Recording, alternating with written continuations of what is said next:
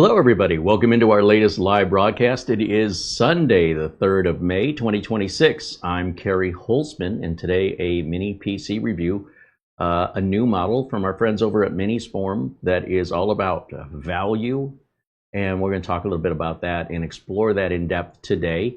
And thank you so much for joining us. A shout out to our friends Buster and Mark Gaines, watching us in Scotland and Northern Ireland, for their super chat contributions prior to the show starting in form of a Amazon gift card. Thank you guys so much for supporting us here.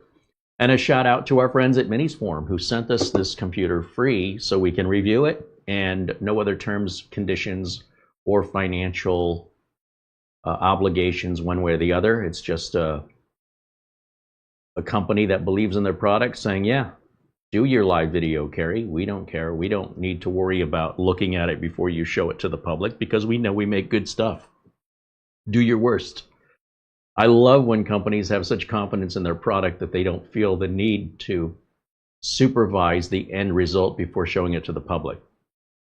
I think that says a lot about a company and their culture, that they don't have to worry about whether or not you tested it right. Seriously. So, in any event, I want to give a shout out also to our friends over at VIP URCD Keys. That's where I get my Windows and Office license keys, and I don't mess around with it, right? I need legitimate legal keys. I need them to work, and if there's any issues, I need support. And they do all of that at an extraordinarily discounted price compared to what I would pay Microsoft. And I need to be competitive. I can't sit there and tell a customer that my systems cost $150 more than my competitors, because I only buy my keys from Microsoft. My customers don't give a rat's behind. They want a better price. And if I'm not going to give it to them, they'll go to somebody else that will. Dell and HP are using legitimate license keys, and they're not paying $150 more for them than I am. So why is that fair? So after some searching online and going past all the scammers and all of the con artists and all of the thieves, I did finally find a website selling legal, legitimate license keys, and they accept PayPal as payment.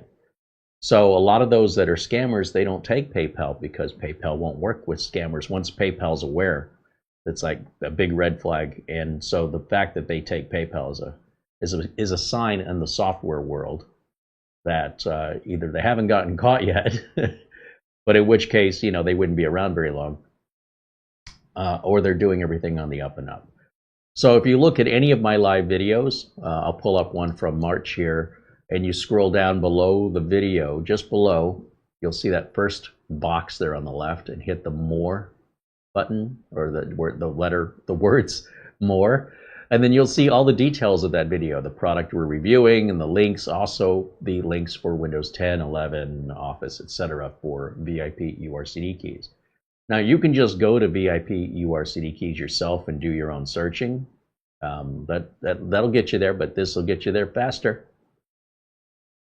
Pick what you want. So in this case, we've got Windows 11 Pro there, I think, and then just go ahead and log in. If you don't have a login, create one for free, because they need a place to store your receipt and your product key in case you need it in the future. So just go ahead and create your free account. If you want to save even more money, then type in the word Kerry under the coupon code and hit apply, and you'll notice 25% of that already low price comes off, and submit your order. At that point, you pick how you want to pay. The first option is PayPal, which takes all the major credit cards, and then you've got just credit card only, Google Pay, and others. So I always use PayPal, that very first option, and then I hit the Pay Now button, and then just follow the on-screen prompts to fulfill the payment as you would any other online purchase. It's not any different. And within 2 minutes, and it doesn't matter what day of the week or what time of the day, within 2 minutes of you placing your order, you should likely have an email with your receipt, along with a download link to the product that's coming directly from Microsoft, as well as a product key. Now, in my case, I don't need the download link from Microsoft. I already have my own. I've already created a Windows 11 media installation from Microsoft, so I don't need that. But if you do, you don't need a support call. It's right there in the email along with all the instructions. And if you still have any problems, you reach out to them for support, and they'll take care of you. In any case, if there's any other issue beyond that, you reach out to me directly, because I need to know about it. And I need to make sure that anybody that I am promoting here on this channel sees our viewers as very, very important customers, VIPs, right? And hence, right into the name of the website. You're treated as a VIP. We want to make sure that you got what you wanted and that it works as it should. So you've got 6 months of free support during the first, as soon as you bought it, you got 6 months. A lot of places give you 0. When you go looking for discount license codes, a lot of places give you 0 support and often send you keys that don't work, and then they ghost you. And I can't afford to do that to my customers, and I can't afford to have it done to me. So our arrangement with VIP URCD keys is that you guys get the same price I get. In fact, I buy it the same way. I create my login account.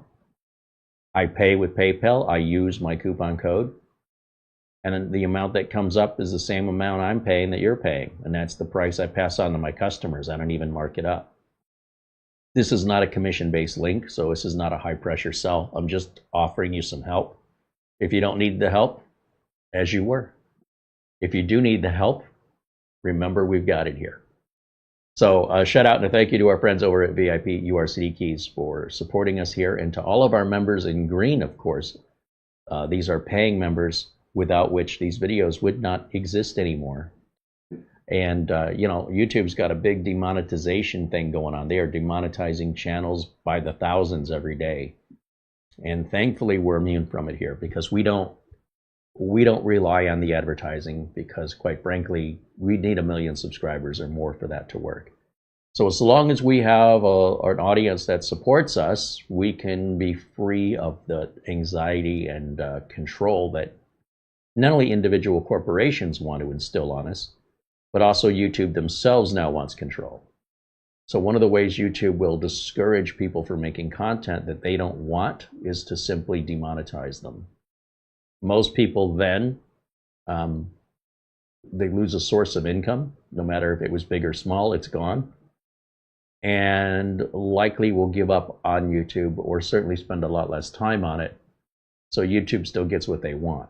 But what we have here in this community, YouTube would be it would be very difficult for them to shut us down legitimately, because we're self-reliant and we don't, we're not skirting any YouTube rules. We don't, run the edge of YouTube community standards. YouTube would be very hard pressed to come up with an excuse to ban us. We don't do copyright issues or anything like that. So that independence, and I can't express to you how important it is growing up as somebody Gen X, where we were very self-reliant, latchkey kids at the age of, 10 years old, coming home to an empty house, having to feed ourselves and even watch our younger siblings while our parents were at work, having nobody there to help you if you need it. If you want it done, you got to do it yourself. We learned that in my generation at a very young age. So being freely independent away from mommy and daddy, which we'll call corporations and YouTube themselves, because we have a community here that is self-reliant, it is an amazing sense of comfort to know that we're in a position that is not susceptible to what all these other channels are suffering from. So for that, I can't thank you guys enough for making this community so strong, and for certainly making it worth doing, because the community itself, much more so than any corporation, the community itself deserves the recognition.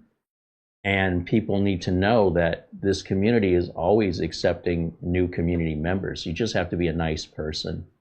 Just don't be a jerk. We want you in here. Come on in. Jump into our live chat. Say hello. We're not like most YouTube channels. We like to talk with our viewers. So come on in and make friends with each other, because our viewers love talking with each other, and many of them are very good friends despite never having met in real life. They come see and visit with each other here in our live chat during these videos. So if you're not doing that, that's your loss. It's our loss too, quite frankly, but what you don't know, you don't know.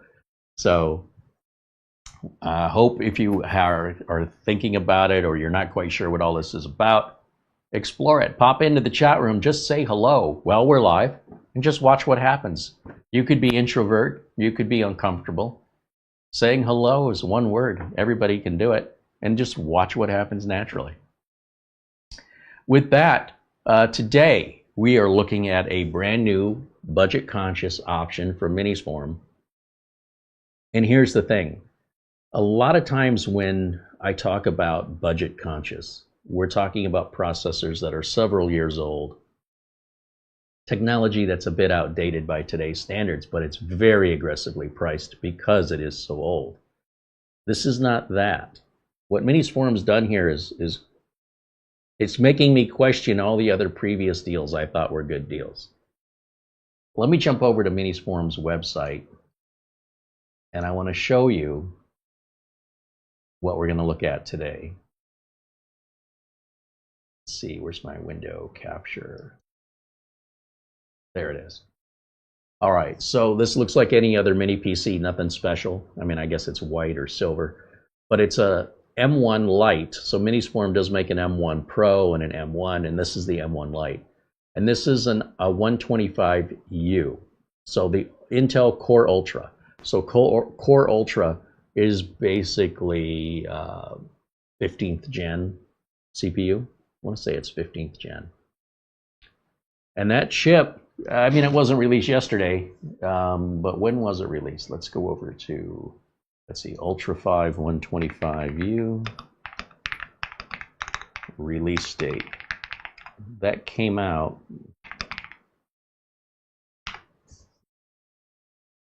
it looks like it's, wow, has it been 2.5 years already? Holy cow. This is still a vibrant and new CPU, given that really not much more has come out since then. We've got the 200 series that has come out since then, and there's really not much else. So if we come back over here, look at the specs on this, and there's a couple things that I want you to think about. So right now you're probably thinking, $607 is not budget, Kerry. Well, it is. Let me explain why. One, you're getting a fairly recent processor, not the latest and greatest, or the price would be higher, but also not so many years old that drivers may be difficult to find. You've got an NPU in this for AI processing. You've got two M.2 slots that are Gen 4x4. You've got 2.5 gig LAN and Wi-Fi 6E and Bluetooth 5.2. But more importantly, you've got 16 gigs of RAM and 512 gig of storage. Now, if you remove the RAM and the storage, just take the RAM and storage and the operating system out of it. What do you think that does to the price? It cuts it in half. So if you want to buy this bare bone and put your own RAM and storage and operating system on it, you're at $303 for what is a fairly new, recently released CPU. At least as far as CPUs go right now in May of 2026, I wouldn't hesitate for 1 second to start putting these in offices to all of my clients. i5s or Core Ultra 5s, these are exactly what my clients need, and the price is crazy good. You take a look at what ports are on this. Let's go through some of the photos here. So you can see we only have, let's see, we've got an HDMI out, we've got a display port, we've got a USB Type-C, we've got 2 more USB Type-A's, there's your 2.5 gig LAN and a barrel style power connector. Nothing on the sides, a little bit of top and bottom photos with the rubber feet that have to come off to open it up. There's all of your angles in one shot. Let's scroll down a little further. Do we get any other details on this? The memory, clearly because it's available bare bone, the memory is not soldered in. So you can have up to 2 sticks of memory. The largest memory stick you can buy that will fit is 48 gigs, so the maximum would be 96. That's subject to change based on the memory technology. So right now, 96 gig is the limit because that's as big as one module can be. times 2, that's your total. A little bit about the CPU here, and triple displays can work because that Type-C is a USB 4, 40 gig per second and power delivery. And what that means is you can run 3 displays at the same time, one out of the HDMI, one out of the DisplayPort, and one out of the Type-C connection. We talked about the Gen 4 dual M.2 drives, the Wi-Fi 6E, the Bluetooth 5.2. Minisforum is very well known for their custom cooling solutions, which make them very quiet and run very stable. And we'll verify that during today's review. Of course, it's very small and portable, which I don't know how important that is for anybody I know, but it might be important for you. You can do what they call a one cable setup, which basically means you can run USB 4 with power delivery in or power delivery out to either have your monitor power the mini or have the mini power the monitor for such equipment that allows that option. Not all do.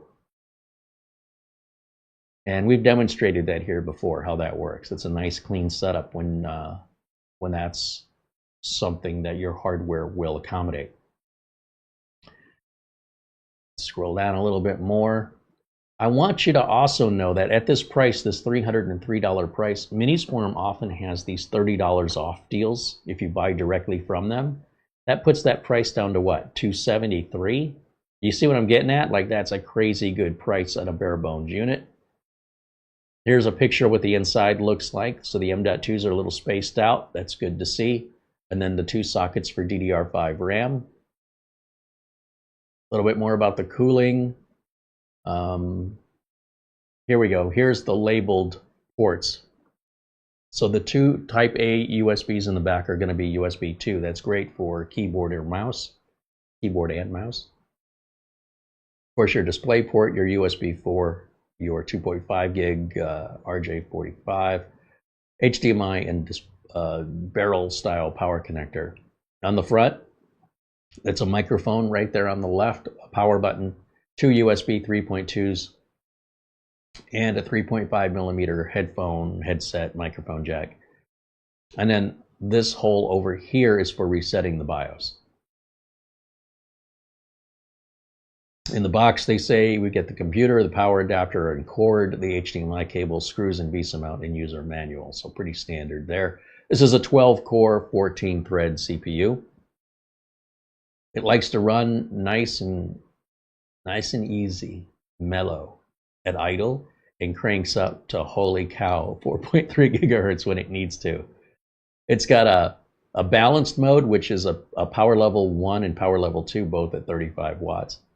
It's got a silent mode, which basically says it doesn't have a silent mode. It's just set in balanced.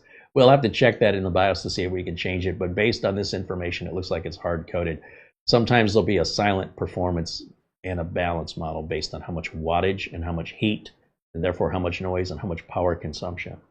So this may be set from the factory to just run in balance mode, and I'm good with that, quite frankly, because the difference is when you do have the option for silent versus performance versus balance, it's about an 8% difference between each option. So you're not really getting much. It's mostly a psychological thing that a lot of tech enthusiasts fall for the psychology of it, not necessarily the logic and verifiable worthiness of it. It's just because we can, and the thinking doesn't really go beyond that for most. And let's see, I think that takes us to the bottom of the page. Now, over at Amazon, of course, you can buy this there as well. And it looks like delivery is about a week out. And this model was just introduced. We've been waiting for it, I think, for about a month when they first talked about it. And I said, wow, you know, they were really promoting the bare bones version that was under $300. And I thought that was a crazy good deal considering just how new and how recent that CPU came out. Also that it's a 5, it's not a 3, it's not a Celeron. And so brand new, there's not even any reviews on this yet. So hopefully we'll be able to change that. So let me get back over to camera 1, and before we start, we just say hello to everybody hanging out with us in our chat room today. I see a lot of familiar faces, well, familiar names in the chat room. Get my glasses. so I can seize. Andrew contributes £2. Thank you, Andrew, for your super chat. Saying hello to Jonathan Fells and Mike Gamer, Richard DeFries, and Sean Skinner. I also see Andy W6AD and, of course, Luke Greenia, Jim Kenny, and Eddie Casanova. Mark Gaines and Leonisium saying hello from Vegas. Let's see. 3D Everything says hello. Ben Laird joining us in our chat room along with Andrew, David Herzog, John Lewis, Paniac44, Mark Leibowitz, Brian Weber, Paul Vircher, and W.E. Holmes, Dazzle555, Jane Train 1 says hello. Billy saying hello along with Rondon Campbell. Slavko says hello. I also see Isaiah joining us saying hello. Mike Carden says hello. Of course, Marlena, our channel administrator, hanging out with everybody there in blue. And she does our thumbnails and our video descriptions and works with potential with manufacturers with potential review units to make sure that we're all on the same page with what I do and what they want. You'd be surprised, they can want an awful lot. So those usually don't work out, but she handles all that, so I don't have to. Super Goopy says hello. Welcome in. All right. So with that, let me jump down to, let's see. Mark Leibowitz said there's a Dell Pro Micro QCM 1250, which is another major brand of mini PC with very similar specs to this. At Micro Center, it's $1,000. That's how significantly discounted this is. Just to give you an idea. Do your own research. Don't take anybody's word for it. Look it up. Okay, well, let's do our unboxing, right? Minis Forum, M1 Lite. Let's get a close-up here. We've got a little pull tab. We do all this live and unscripted, so you can see what you will likely experience if you decide to order one of these, and how much time it takes to get it all set up, what it should look like when you open the box, and what the setup entails. We do everything in real time. So if you decide to order one of these, you should plan your day accordingly to get it set up, or to at least know, without editing, right, exactly what's involved. So you can, you might even want to do this over a course of a couple days. But I want you to have proper expectations of what you're paying for, what you're getting, and how we set them up. So let's start with the mini PC itself. I like this packaging. This is so much better than the plastic. This is like a paper material, but it's much more easily reusable because you don't have to tear it. And it looks exactly like the photos online. Right? Everything's exact what we saw, which is how it's supposed to be. And then we'll come in here and see what else we've got in the box.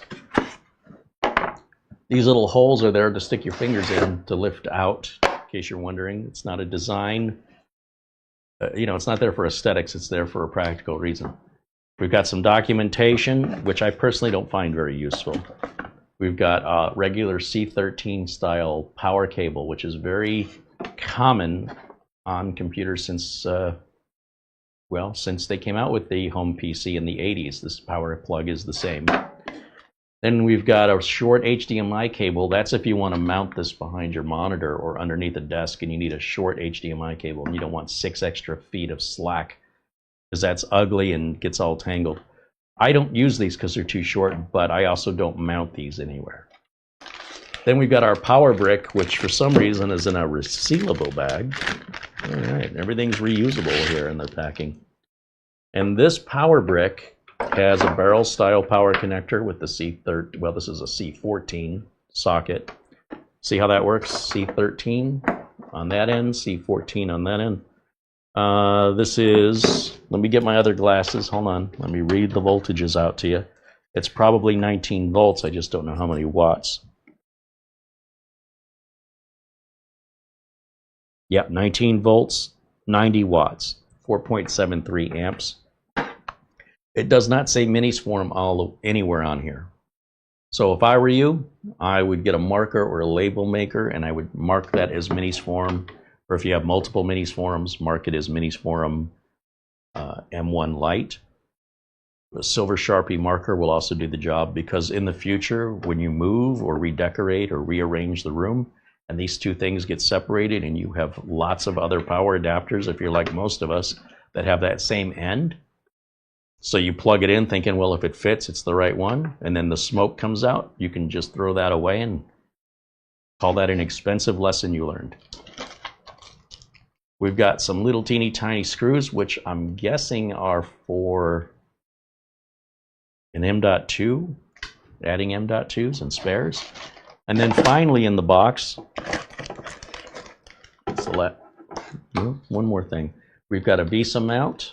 That's for mounting the computer, mounting the mini PC against the back of a screen or under a desk or on a wall, which also has screws in another bag inside this bag that was in a box that was in another box when we got it. And then we've got a couple extra rubber feet. Since the rubber feet do require removal to get into there, what ends up happening is the adhesive stops becoming sticky and the feet won't stay on. Ideally, you're not going to be opening this up more than once or twice in its whole life, but if you're one of those people, I would recommend that when you take the original feet off, move them away from the screws. Just put one here, just beside where they are now, and then you can get into this and never have to remove the rubber feet again. Just a little advice from your Uncle Kerry. So with that, let's put everything else back.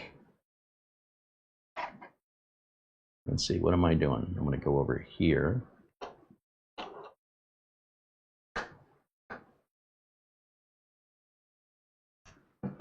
And we'll get this bad boy fired up.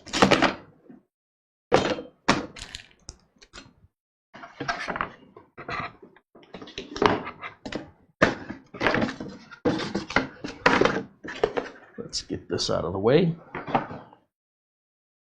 And these heavy-duty glasses need to come off because they make everything blurry unless it's really close up and I need to look at the detail. So that's why I have those for teeny tiny print. All right, let's plug in the power adapter. And then what else do we plug in? HDMI cable to the capture card here.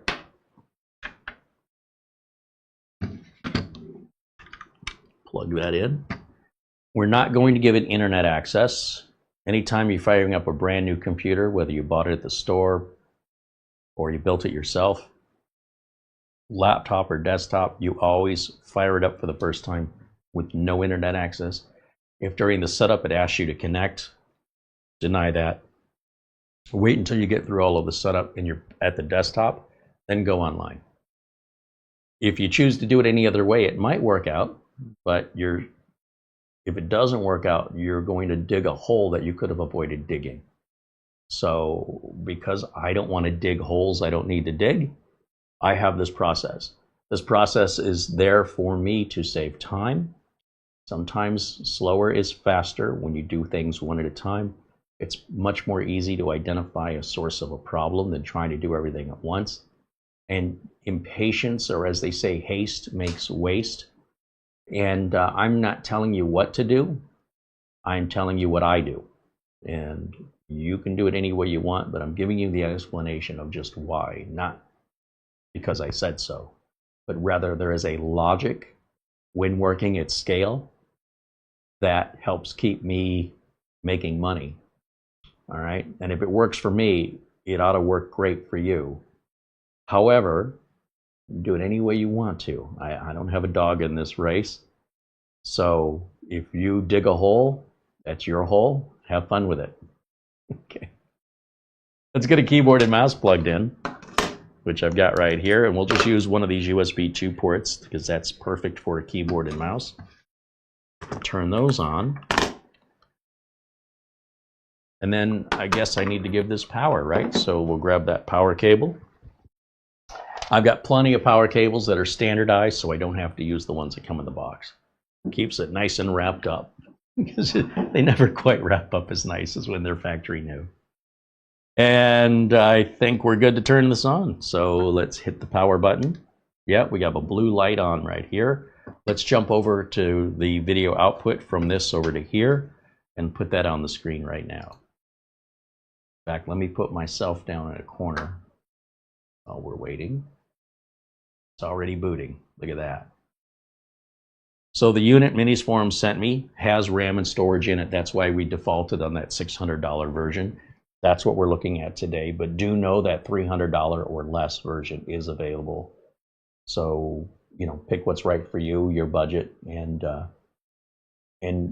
know what to expect in exchange for the money. You want more? Spend more. Okay. It seems like a really, really good deal for this. No, I'm not exaggerating. Like, this is so perfect for pretty much every one of my clients. My clients range from lawyers and doctors and dentists and accountants. And a machine like this is perfect for those kind of workers, real estate agents, just their common, typical work that the vast majority of people do for a living in America anyway. They don't need I-7s and I-9s. They don't play games, or unless they want to get fired. So these aren't for gaming, though you could play games on them. You know, certainly retro games and such, and lower end, lower resource required games, older games, esports games. But that's not how I make a living. Unfortunately for me, I can't make a living selling games or gaming machines. I would love to. I love what I do, but imagine if I just played all day and got paid. I kind of am playing all day and getting paid, but that's like a whole nother level of playing. That's great for home users that want to spend their money. Unfortunately, I can't make enough money. There's not enough revenue in that to sustain a business. You know, I was just reading how Spirit Airlines just closed up. Spirit Airlines has been around, what, almost 30 years. This is a big airline. And 30 years. I've been around doing this for 35 years.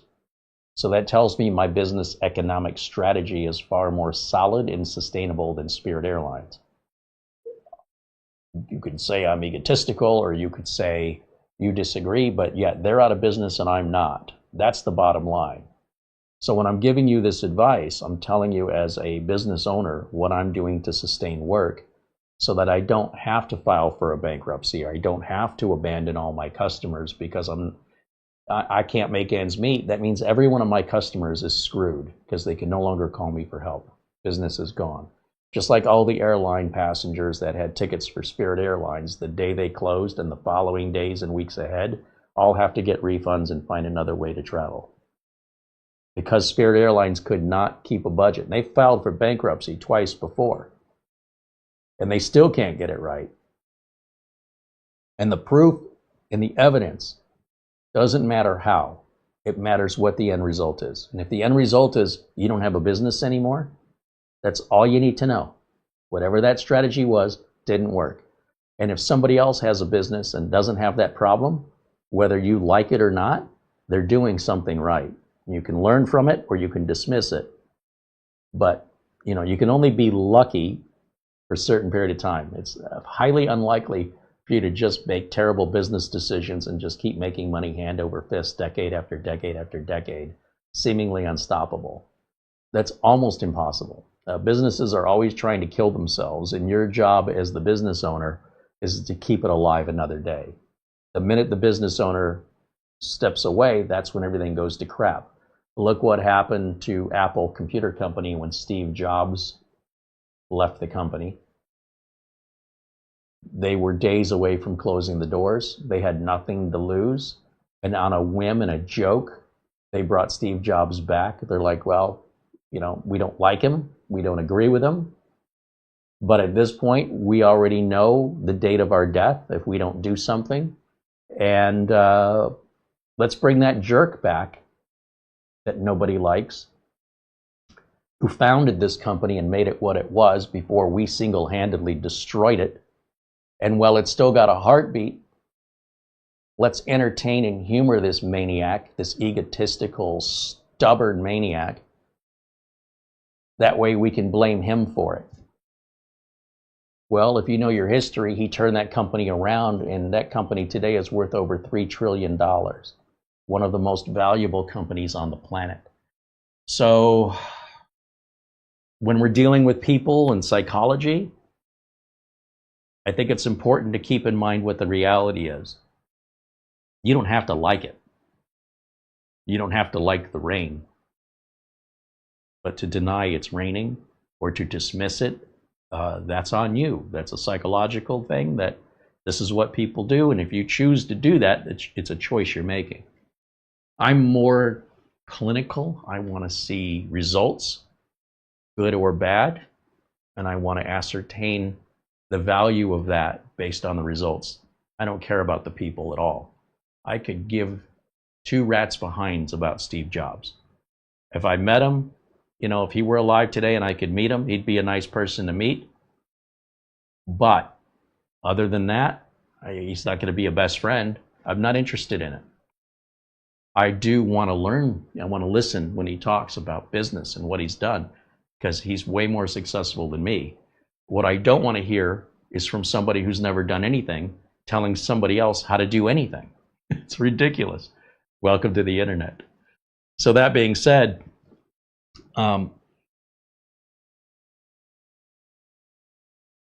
we're seeing some difficulties, I'm sure you're aware, in the industry with regards to pricing, things like RAM and storage and even CPUs and things. And everybody's affected by it. And there are companies that aren't going to survive this.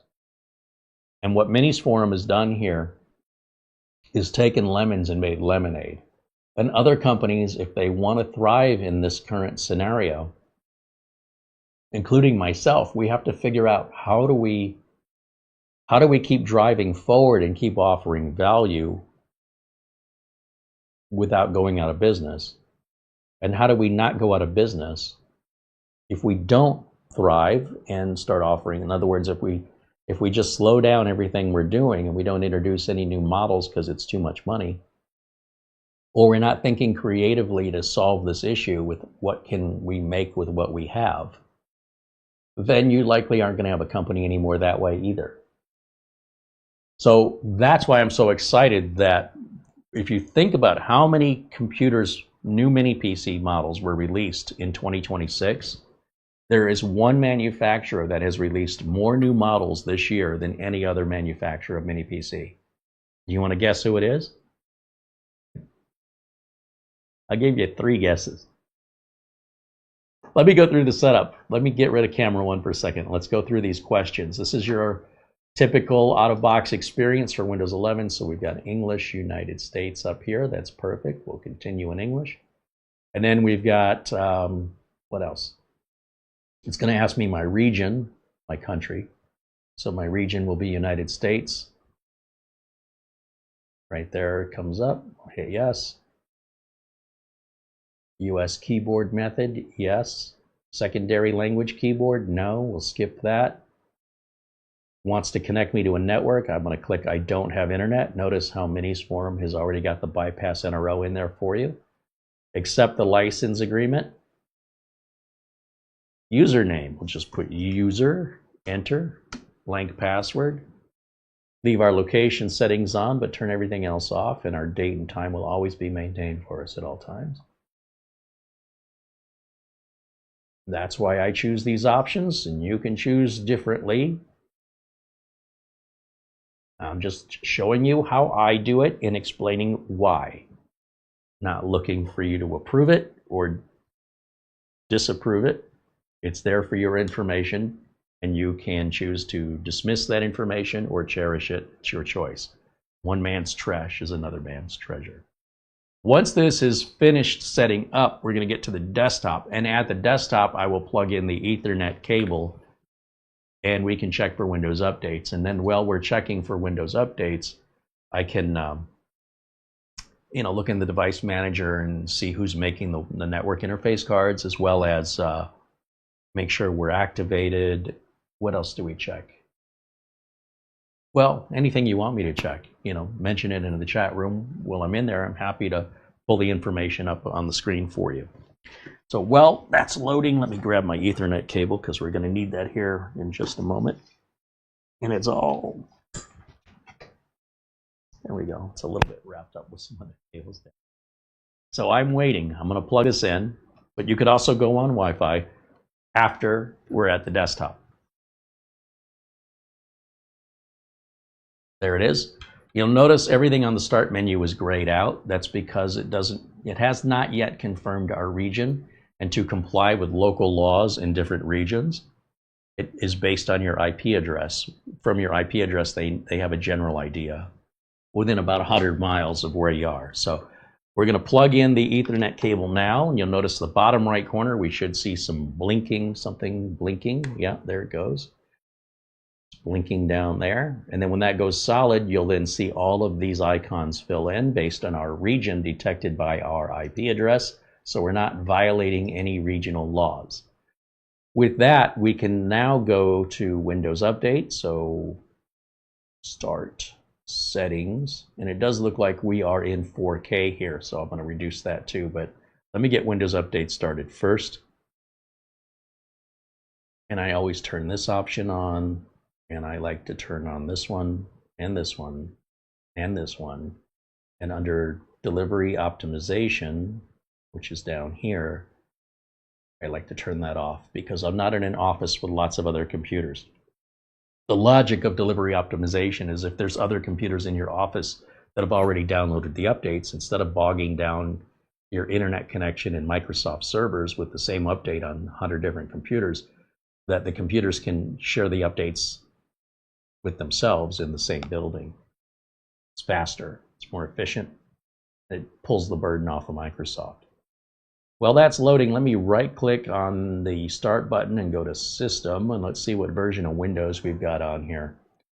So there's our 16 gigs of RAM, Windows 11 Pro, and it is shipping with 2.5H2. I predicted we'd start seeing it after 6 months of its release, and my prediction is exactly right. On a modern PC, they're already starting to ship with 2.5H2 now. That's par for the course with any computer manufacturer. So now and moving forward, we should see 2.5H2 on recent computers and see 2.4H2 on computers that are older models, right? Because they're not going to go back and re-put an operating system back on them when they already have one that just cost them money. So anything new on the factory should be getting 2.5H2 on the factory floor. That's 26,200. Can't read that number. Well, let me change my resolution. Let me right click, go to Display Settings. If I can let go of the button. Display Settings. I think Carrie's having a spasm. Let's see. Change that to 1920 by 1080. Keep those changes. Things should look a lot clearer. Let's go back to Windows Update. I'm just kind of curious, since this looks pretty recent, how many updates are missing? Not many. That's such a pleasure. Let me tell you. I'm sure for you guys too that have to sit and watch them, but this is what happens when you buy a new computer. Let's go ahead and grab these extra driver updates. So the drivers are already installed on this, by the way, but these are just newer driver updates for what we already have. But if you're curious, we'll look in the device manager and we can see, for example, who makes the network card, etc. We minimize that out of the way. So the network adapters, Intel makes the wired adapter, the 2.5 gig. It's a, let's say I226-V. And MediaTek makes the Wi-Fi 6E card. So Wi-Fi 7 is the current latest standard, and most people don't even have Wi-Fi. I would say they have Wi-Fi 5. Most people do not have 6, 6E, or 7. There's a little bit of future-proofing in that card.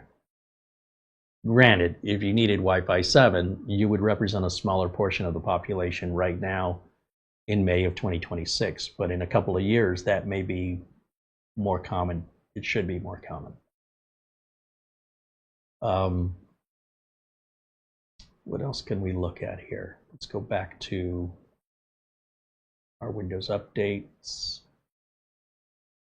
This is moving along swimmingly. This is fantastic. Let me edit my power profile because I don't want the screen to go to sleep on me while we're live. And right there, it's defaulted as never and never. So I'm going to set that to about 3 hours. Save the changes, and then this right here, change what the power buttons do, appears. And I want the power button to actually shut the computer down. If I press the power button, it's the same as going to start and shut down. And it shuts the computer down safely. Computers with a sleep button, I haven't seen that in a long time, so it really doesn't do anything. But to keep my OCD happy, I was going to say do nothing and save those changes. And we'll let that run and bring back camera 1. And let's look in the chat for any questions you guys might have about the unit. And I'll do my best to find an answer for you if I don't already know it. Mark Leibowitz said, this Minisforum looks like an excellent value. On paper, it looks great. And knowing what we know of Minisforum, I don't expect the paper to be different from reality. So we're just here to verify everything's still the same with Minisforum, that they still mean what they say and say what they mean and make quality products, and that hasn't changed. So far, so good. No surprises yet.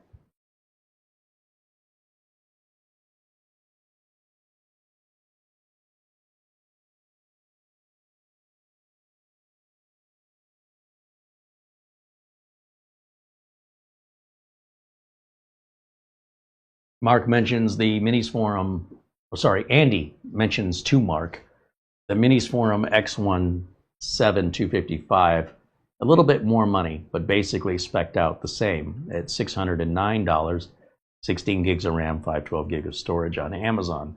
I think we reviewed the X1 in the past, and it is also a very good value. I would say that the X17255 is more for home users looking for gaming, versus the Intel would be more for business users. I would posit that the Ryzen chips are more appealing to home users and have options that are more aligned to hobbyists and gamers, whereas the Intel models tend to be more business oriented for people that use their computer to make money. Now, these aren't universal truths. It's not like you cannot game on an Intel. You can. And it's not like you can't do work on an AMD. But in general, if you look at the sales numbers, what you're going to find, generally speaking, is most offices and corporations are basically at their workstations running Intel-based workstations and Windows operating system. They're not Linux, they're not Mac, they're Windows. Around the planet, that's the planet Earth right now in 2026, and it's been that way for some time. So if you want a job and you're looking to make money, you will likely be working with an Intel-based computer. Not that you have to be, but that's just the way it is right now.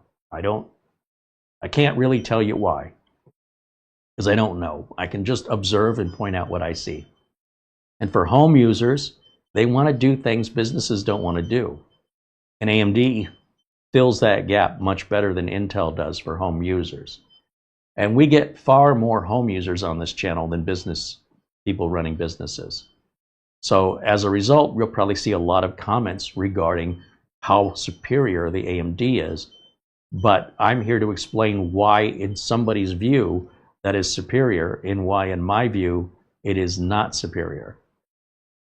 I think this is superior. If I had my choice personally between selling or offering this to a client versus offering the other unit that we talked about from AMD, my clients overall and almost unanimously have said, don't even try and sell us AMD. We're not interested. Just, we're using what works. Let's not rock the boat. Let's stick with Intel. And that's my job. My job is not to pick sides. So I'm happy to install whatever the client wants. But it's just an interesting purchase. And it's not saying one is more important than the other, but depending on you, the viewer, you might say, well, do I want the Intel or do I want the AMD? Well, if you look at what everybody else is doing, the vast majority of home users that want to play games want AMD. And the vast majority of businesses that want to make money are using Intel. And you can break that down to whatever you need to for that to make any sense, but it may help guide you to what may be a best fit for you. Neither solution is bad. It's just really how you're going to use it and how much you're willing to spend. So it's like having an argument over Coke or Pepsi. It's really silly. But be that as it may, either machine can do what the other one does. It's not like your Ford can do something your Chevy can't do. They're all kind of the same. But people find this weird loyalty, and it may be because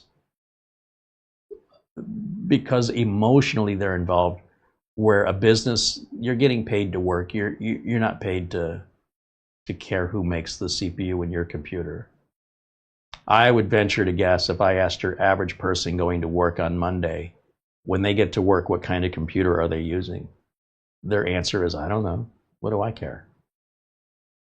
Who cares? I'm paid to do a job. I didn't buy the computer. It was provided to me, the same as everybody else that goes to that office.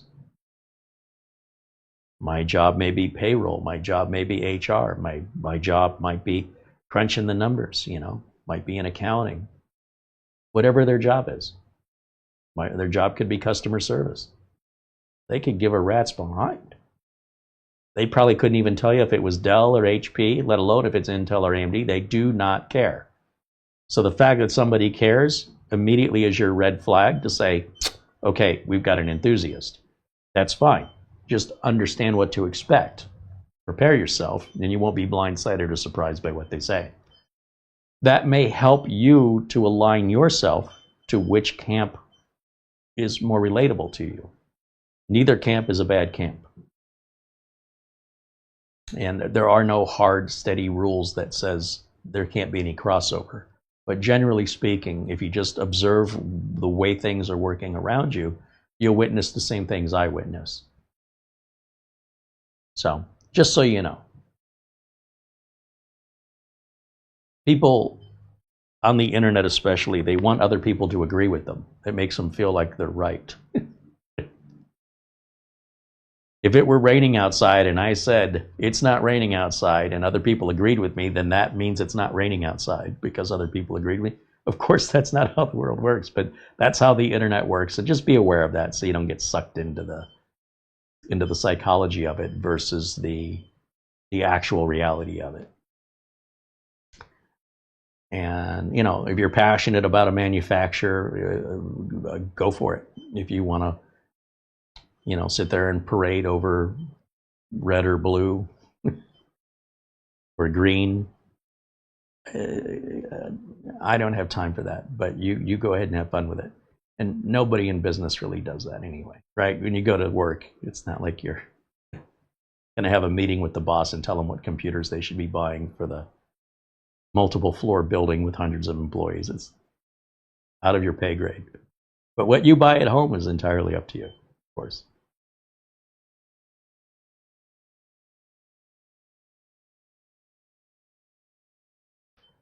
Frank Jimmy says hello. Andrew said he ordered one of these. Well, if you get it and you have some experience with it, let us know. And he said, yeah, we re-reviewed the Ryzen 7 260, not the 255. So the 255 is a little more budget conscious, a little cheaper. They're all good machines. If Minisforum makes it, I'm behind it 100%. So again, it really doesn't matter. Intel or AMD, it only matters to people who say it matters. And to the rest of us, we don't care. You know what it reminds me of? You go to a restaurant and they say, can I get you something to drink? I'd like a Coke. Well, we don't have Coke. Is Pepsi okay? Yeah. It'd be no different. I'd like Intel. Well, we have AMD. Is that okay? Yeah. It's Who cares? Close enough. All right, and then there's a few people that are just excessive. Well, if you don't have Pepsi, if you don't have Coke, or you don't have Pepsi, I'm going to go somewhere else that does. I'm not that way. I have a preference, but I'm happy to have what's available too, and appreciate it, and be grateful for it, and not complain and say, "Hey, it's great." Now, if they say, "Well, we don't have Coke and we don't have Pepsi, instead we have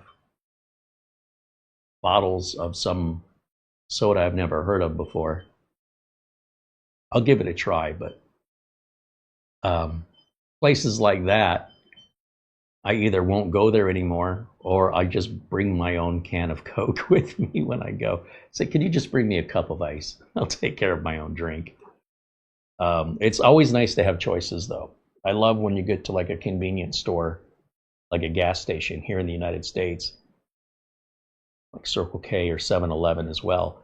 They'll be what's the word I want?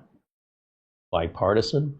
They'll have Coke and Pepsi, Mountain Dew and Dr. Pepper. They have it all. Just pick whatever you want. But when Pepsi owns Kentucky Fried Chicken and Taco Bell and Pizza Hut, you can't get Coke there because the parent company is Pepsi. So why would they be selling their competitors' products? Which means if you want to eat there and you really, really don't like Pepsi and you really are a Coke enthusiast, then you effectively boycott those companies or just take the food to go and eat it at home. And that sort of extremism, that passionate loyalty, follows through with some people, especially online, when it comes to AMD versus Intel. But the reality is there isn't that much difference between them. Outside of gaming, you're probably not going to see much difference anyway. And if you have a graphics card, then even the gaming thing, there's really no difference. Then it's on your GPU. So this whole thing's gotten very muddy because of the internal graphics. And enthusiast communities diminish the value of Intel because it doesn't play cyberpunk good enough.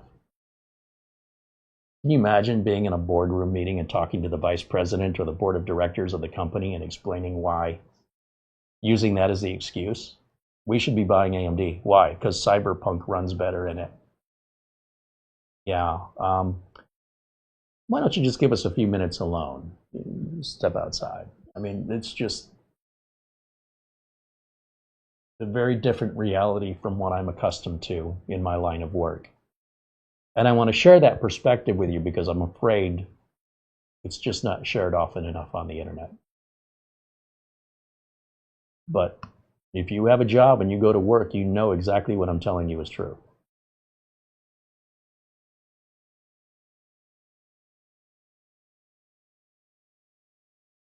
Luke Greenia said, "I've had Intel and AMD and I can't tell which is which without looking." Yeah, nor can I. Nor can I. But the gamers and the enthusiasts, they know based on the frame rates.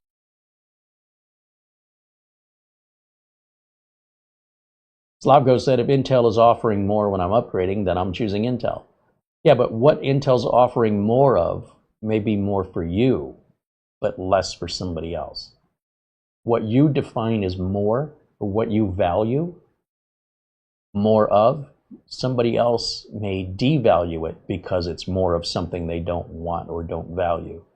So if Intel is offering better compute functionality and you want it for gaming, you'll say, well, the Intel's a waste of money. But if you want it for work, you'll say the AMD is the waste of money. Neither one of you are wrong. But what you prefer, your personal taste, your personal preference, is personal. So looking for other people to agree with you is silliness, because you're not wrong, and no matter how many people agree with you, you're not right. You're just right for you. That's it. And that's really all you have to worry about in this life, because when it's over, it'll just be you, right? We all don't go when you go, although from your perspective, you could just as easily say, when I leave this planet dies with me. Well, as far as you're concerned, you're right. But for the rest of us, we live on. It's kind of like that. It's a psychology and it's a perspective that people choose to embrace. I choose to push away from it. I just call it as it is.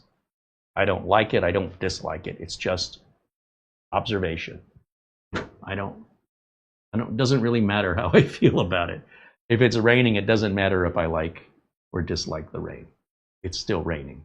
That's all I'm trying to say. So I try to keep the personal side of it out unless it's affecting money. So when I tell you my preferences about, not plugging the internet in until we get to the desktop and turning certain features on in Windows, those are based on my ability to make money and to avoid a support call. You can have your own way to make money and avoid support calls if you do what I do. And we don't have to agree on that. And you will not suffer the consequences of my decisions by getting support calls from my customers because I didn't do it the way you liked. And I won't suffer the consequences of your decisions getting support calls from your customers. That's your problem. And it'll remain your problem regardless of whether or not you're looking to point blame to somebody. At the end of the day, you're held accountable for what you do. You're not held accountable for what I do. And if my advice can help you, as it's helped me, wonderful. And if not, then dismiss it. Leave it for somebody else. So let's see. We are still updating. So that's taking a little bit longer than I thought it would. But that recent preview update that came out the other day is massive. It takes a while. But that should be our only round of updates. What I'm curious about is if I go to reinstall Windows on this, will we get the drivers we need? Or will we have to download them from Miniswarm? And will they contain everything we need? Miniswarm's been very good about this. But what a pleasure it was when we worked on that Gertoli mini PC where all the drivers happened automatically, basically through Windows and Windows Update. The only thing we downloaded was the AMD Adrenalin, which included the AMD chipset, and that was it. We did not need any drivers that weren't provided for us automatically through Windows. But that's also an older machine. The newer the machine is, the newer the technology, the less likely those drivers are available yet. So give it a couple of years and, it may change and may suddenly, you're not as reliant on those drivers. But lately, this has been of particular interest to me because of some of the difficulty we've had recently with other manufacturers. So let's hold Miniswarm to the same task and see how they do. Mark Leibowitz said he had a gamer call him today about a gaming rig that wouldn't boot. It has a Core i9, but he bought the thing on Facebook Marketplace. So my money says he isn't that picky. Yeah, I don't know. You never quite know what anybody's getting sold on Facebook Marketplace. Could be genuine and sincere, or it could be a complete ripoff. Whenever I see other YouTube channels diagnosing PCs from their viewers, one of the big steps that I would do if it were me is right out of the gate, dismantle the entire computer. Because you don't know how it was built, you don't know what's hidden behind the board. There could be standoffs back there. It could be cables that appear to be plugged in that aren't quite plugged in all the way. So it's faster, in my opinion, tear the whole thing apart. Start with a board, CPU, the RAM, the storage, the cooler, and the power supply, and see if it works. And until you get that working, don't worry about the case. Don't worry about anything else in the case. Don't worry about cable management. Don't worry about accessories. Just get the board running properly outside of the case with minimal components, bare minimums. Update the BIOS, reseat the RAM, do whatever you got to do. Once you've got that sorted, then start reassembling the computer. Even if it were assembled correctly to begin with, you don't know. So the only way you can know is completely dismantle it 100%. That means taking the heatsink off. It means taking the CPU out. All of that could be sat wrong. Check the pins. Those could be bent or damaged underneath the CPU. Make sure the cooler's seated correctly, the proper thermal compound. The only way you can do that at scale is every machine has to go through the same process. Think about Federal Express. When they're shipping a package overnight, no matter where you ship from in the United States, if I'm shipping from Arizona to California, that package doesn't go to California. That package goes to, I think it's Tennessee or Kentucky, where their sort facility is. Everything is sorted, and then it's sent back out to its destination. That's a long way for that package to travel the complete opposite direction of where it needs to go, just to hop on a plane and go back where it was, only a little further west.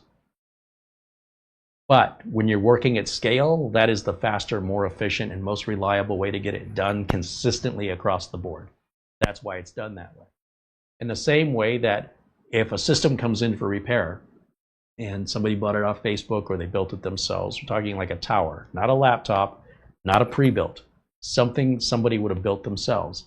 The only way to know that it's built correctly with a foreign machine that comes from somebody you've never met before, you know nothing about them, and it's not efficient to make any assumptions by using your eyeballs. You have to physically remove every component and build it yourself to ensure that it's built right. And you need to make sure those components work before you waste your time. So get them out of the case, because if they're installed wrong, they're not going to work. So get it out of the case, put the bare minimum together to get it to boot, and until that happens, you don't take it any further. That will ultimately result in a much faster and more consistent repair for everybody, no matter what they bring you. Sometimes people want to take the easy way out and look for the obvious. Yeah, you might find some things, but what about what you can't see? Therefore, it doesn't exist. If I don't have any windows and I can't see it's raining outside, it must not be raining outside then. That's not a good logic for somebody that's in a scientific field. We're looking for evidence and verification. So I do things my way based on that philosophy. Some people say, wow, it took you a long time to fix a simple problem. I didn't know it was a simple problem until I checked everything else. Sometimes it does take longer to do it that way, but overall, in my experience, it saves me time. But there are occasions where maybe it was just a loose cable. Maybe that's all it was. But how can I know that with any confidence without completely dismantling it to verify? Without verification, oh, I ran it on some tests and it's fine. Maybe. There still could be something else going on you don't know. Is there a BIOS update? Is there a firmware update on the SSD? I don't know. Are there chipset driver updates? Have the temp files been erased? Are the Windows files corrupt? I don't know. It's working, so I don't work like that. I don't go, I don't know, I guess it's good then. I mean, sometimes I fix problems where I don't know how they fixed them. You know, I don't know what I did to fix it, and I'll run it through every test I can think of. I don't have a choice. But when it comes to a computer that was built by somebody, unless I built it myself or I know who they are or I've seen that computer in the recent past, I have to treat it, every single component is being installed wrong until verified. And I find for me, that makes me far more efficient, and I am far less likely to have that computer ever come back to me again. It's resolved, one and done, on to the next one. It's the support and the revisits that'll kill you in your business, because you'll be expected to do the work for free, and you'll probably deal with an irritated customer who already went without their computer for you to fix it the first time. So they're already irritated, they've got to bring it back. You're irritated, you got to work on it again. For free, because you didn't do it right the first time. That's why that's not sustainable.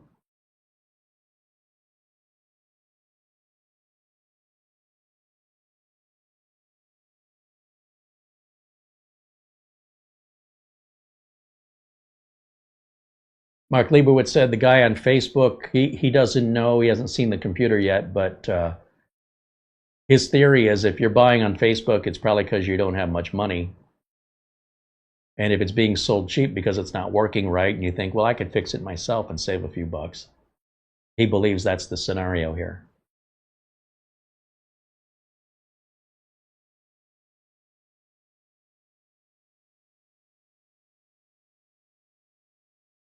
Jewel the Jet says, I bought 3 fans with ARGB. It has a power supply cord and a 3-pin connectors. Do I just plug it in the power supply and not hook it up to the motherboard? That's your choice. If you want to control the RGB, if you want to control the colors of the patterns, you'll have to hook it into the motherboard or some other fan controller. Otherwise, if you just plug it in and let it just run through the rainbow cycle as it does, and you're okay with it, there's no right or wrong answer. It's just what you want. Appreciate your questions. And how are we doing on our... Still downloading? Jeez, oh man, that is a big update. So what I'll do here is I'll let this finish, and then we'll shut the machine down. Let's open it up and take a look at the inside. Once we've done that, let's do a clean install of Windows 11 Pro and see where we're at for drivers. And if needed, does Miniswarm provide all the drivers we need? They always have before. I suspect they will, but let's verify. And that will likely be today's video. So if you have any questions, concerns, or even any technical issues with something, please do ask in our chat room, especially when we're waiting for things, because this is a good time to interact with us. And then once I get to work on this and my focus is here instead of over here, then I might miss your question entirely. However, we have an amazingly helpful and intelligent community. So don't worry about getting an answer from me if I happen to miss your question.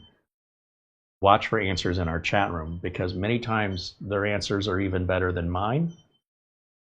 And if you definitely want the answer from me, you just have to be persistent to ask again until I see you.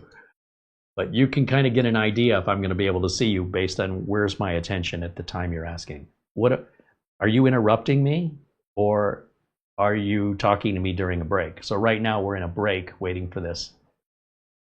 If you wait until I'm busy and then you interrupt me and then you get upset that I'm ignoring you, you're being rude. I won't say that, but if you want me to see your question, then wait until I'm available and I'm asking for your questions, and I'll see it.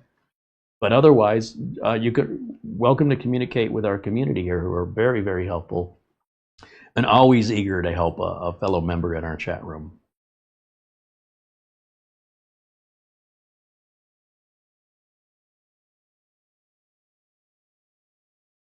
Roteva wants me to check to see if Secure Boot is on. Yeah, we can check that with, let's see, let's go to, how do I want to do this?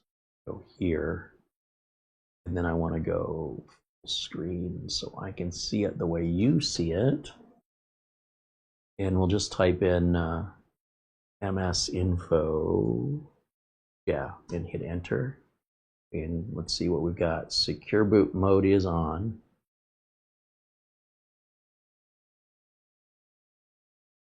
So right now, you know, it says Pacific Daylight Time, which is technically true, but we're actually in a different time zone. We share our time zone half of the year with Pacific Daylight Time.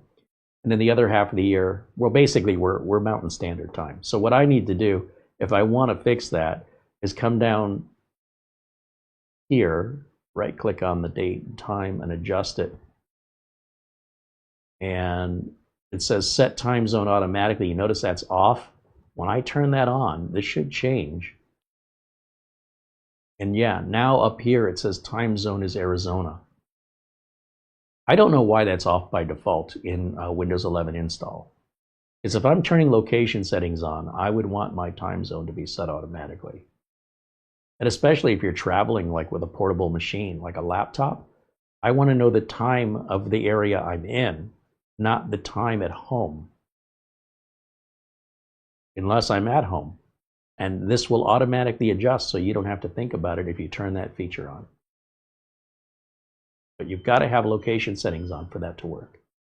All right, let's get back over to the chat room. Again, if you have any other questions for me, this is the time to ask.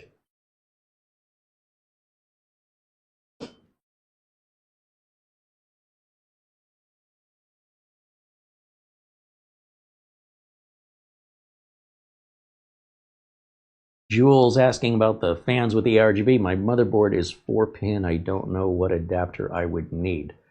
What you could do, you know, depending on one of the problems answering questions online is people go, my computer doesn't work. How do I fix it?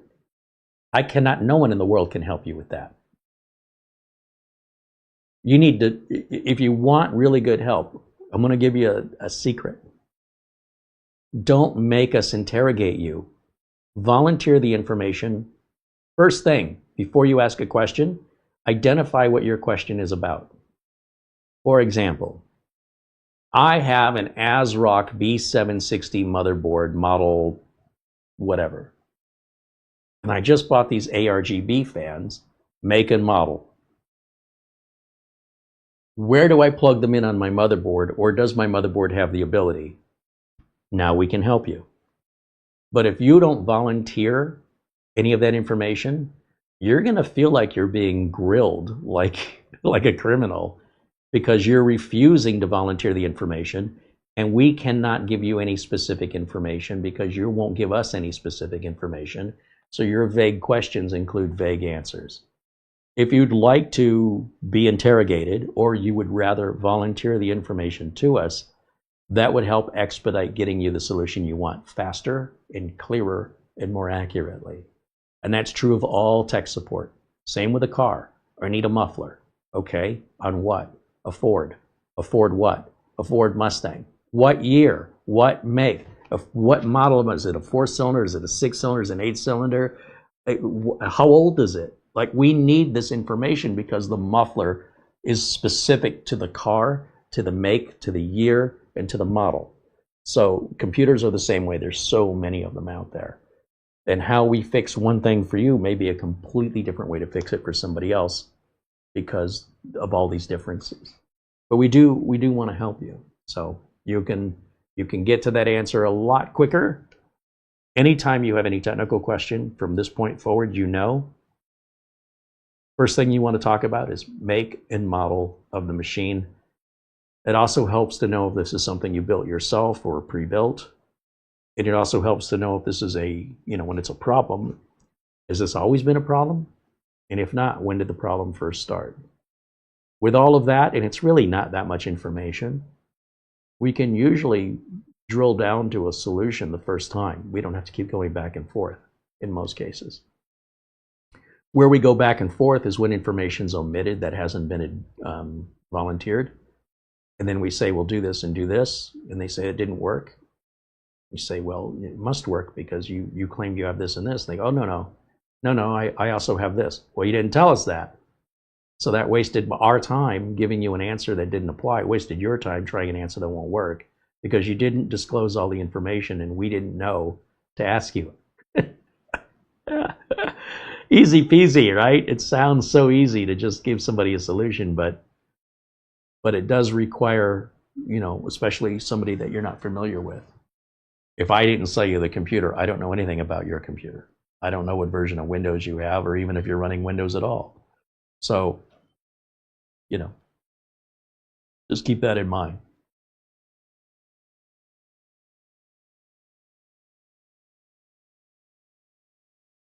Jewel says the motherboard of BS60, B560. I don't think that's an S. DS3H. So that's a gigabyte motherboard. I bought Evonik 120 millimeter cooling fan. The machine was built by iBuyPower. Okay, that's very helpful. Good to know. Ben Laird said, is BitLocker on by default? It is not possible for BitLocker to be on by default, other than Windows 11 Home has an encryption, which is very similar to BitLocker, but it works very differently. Basically, the only way you can get BitLocker turned on by default is through a Microsoft account. There's no other way to do it. If that were the case, we would not have been able to sign into the computer. If that were the case, we would not have gone through the out-of-box experience. But on Windows 11 Home, it is possible that encryption is enabled by default. I'm not quite sure how Microsoft determines this on an install, and that's why my optimizer tool specifically looks for that. Because I build my Windows 11 media installer with Rufus, I download the image from Microsoft, but I actually make the bootable media with Rufus. I check two boxes in Rufus. One is always enable an offline account, and the other one is always disable BitLocker or encryption, which is only for Windows 11 Home installs. So I don't worry about it regardless. It's off the table for me because every time I install Windows, those options are already locked in regardless. So it's slightly different from Microsoft's default, but it does fall within the allowed changes that will not have any negative consequences in the future. That Microsoft says, you are allowed to make these changes It's the third-party changes that are being made that fall outside of Microsoft recommended policies. It's those people that'll have update problems, and they'll blame Microsoft for the updates. I got to turn updates off. They keep breaking my computer. No, you're the one breaking your computer, and you just don't realize it. Stay away from the third-party utilities. Unless you absolutely have to have it, you're just toying around. It's sort of like smoking cigarettes. You don't have lung cancer yet? Keep going. I don't know why people say smoking's bad for me. I haven't gotten sick from smoking. Keep doing it. You're doing it to yourself. When you choose to stop, if you choose to stop, then you'll join the rest of us who won't have emphysema and all the other problems that smokers will most commonly be afflicted by. This is the same thing. When people are monkeying around with their machines, believing every stupid thing online about changing your registry to do this, or modifying your services, or debloating Windows, you are digging a hole. And my advice is, unless that hole is absolutely necessary, there's got to be something else you can do with your time, or you just enjoy creating problems that you're unaware of until months later, so that you can point the blame at Microsoft when something doesn't work as a result of the changes you made months earlier because you believed something online. And the person who told you that online, you can't go after them for any losses. Whatever it cost you to fix that in time and effort, even if you had to take it to a shop to get it fixed, that's all 100% your bad decision making because you chose to believe somebody on the internet. Best advice I can give you is leave it alone unless it's absolutely 100% necessary. I don't like my start menu. I'm going to put a program on that changes the way my start menu looks. If you did that anywhere I worked, you would lose your job. You are not allowed to modify company equipment in that way. That is a home user whim. That is effectively a crutch holding you into the past because you refuse to keep up with the rest of us. And you're allowed to do it. You're not breaking any laws. But then when software doesn't update right or your computer crashes and you don't know why, there's a good chance that that start menu application you're using is the problem. And that's why only you are having this problem and the rest of us aren't. But most of the time, people just go, it's a bad update. It's Microsoft. These are home users, and this is the mentality of your average home user. Now, I'm not saying it's wrong. As a technician, I don't work like that. So it's sort of like somebody who doesn't understand the way things work, coming up with their own reasoning. It's not illegal. When I cut my skin and I bleed, somehow through magic, a scab forms. And over time, if left alone, the scab falls off and I'm back to 100%. It's magic. I can cut myself endlessly and it'll just scab up and heal and scab up and heal. I don't have to do anything. It's just magic. But if you're a medical professional and you hear that, imagine what you would think as a medical professional that somebody is saying they have the body heals itself through magic. It's preposterous. It's nonsense and absurd. It's a level of bragging about ignorance that is preposterous. But yet this is what we see online constantly with computers. False information left and right based on people with no real experience in the workplace. So when you visit the doctor and some of your cuts that you're fascinated watching your magic have become infected, and the doctor says, what happened to you? And you go, oh, I did that to myself, but something's wrong with my magic. Can you fix my magic? The doctor's going to do their job, but trust me, they're going to talk about you after you're gone. I just don't think you want to be talked about like that, do you? But, you know, this is what happens in the online communities. And especially when groups of people who believe in magic all get together and confirm to one another that it does exist, it just reinforces the wrong information. And I would rather fight for reality and evidence, proof and explanation as to why. Once we can understand why, everything else makes sense.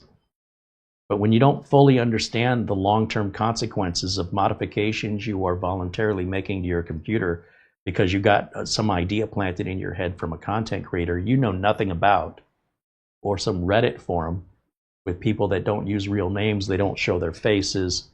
I don't know what people are thinking to listen to those people like they know what they're talking about. What if a doctor came into the room? You went to see the doctor, and the doctor was wearing a mask. You could not tell anything about this doctor. And you said, "Excuse me, doctor, what's your name?" And they said, "You just call me doctor." Okay. All right, doctor. What advice can you give me on this health issue? And they start spouting off nutritional supplements. You're like, wait a minute. You're trying to sell me supplements? You work at GNC? I thought you were a doctor. I'm a doctor. I'm not so sure you are. Who are you? Let me see your credentials. Let me verify that you are let me see the diploma.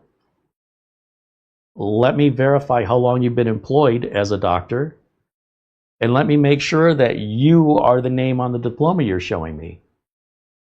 Otherwise, you're talking to who? Somebody who just put on the uniform and came in and started spouting confidence, and you believe them? Boy, in the world today, you can't afford that. You're going to get scammed out of your life savings if that's the philosophy you live by. Maybe in the 1950s that worked, but it ain't working today. So if you don't protect yourself, nobody else is going to protect you, just so you know. And those can be very expensive, very costly lessons to learn that way. And I don't want you to go through all that. If you can avoid it, it just takes time to verify in every aspect of life.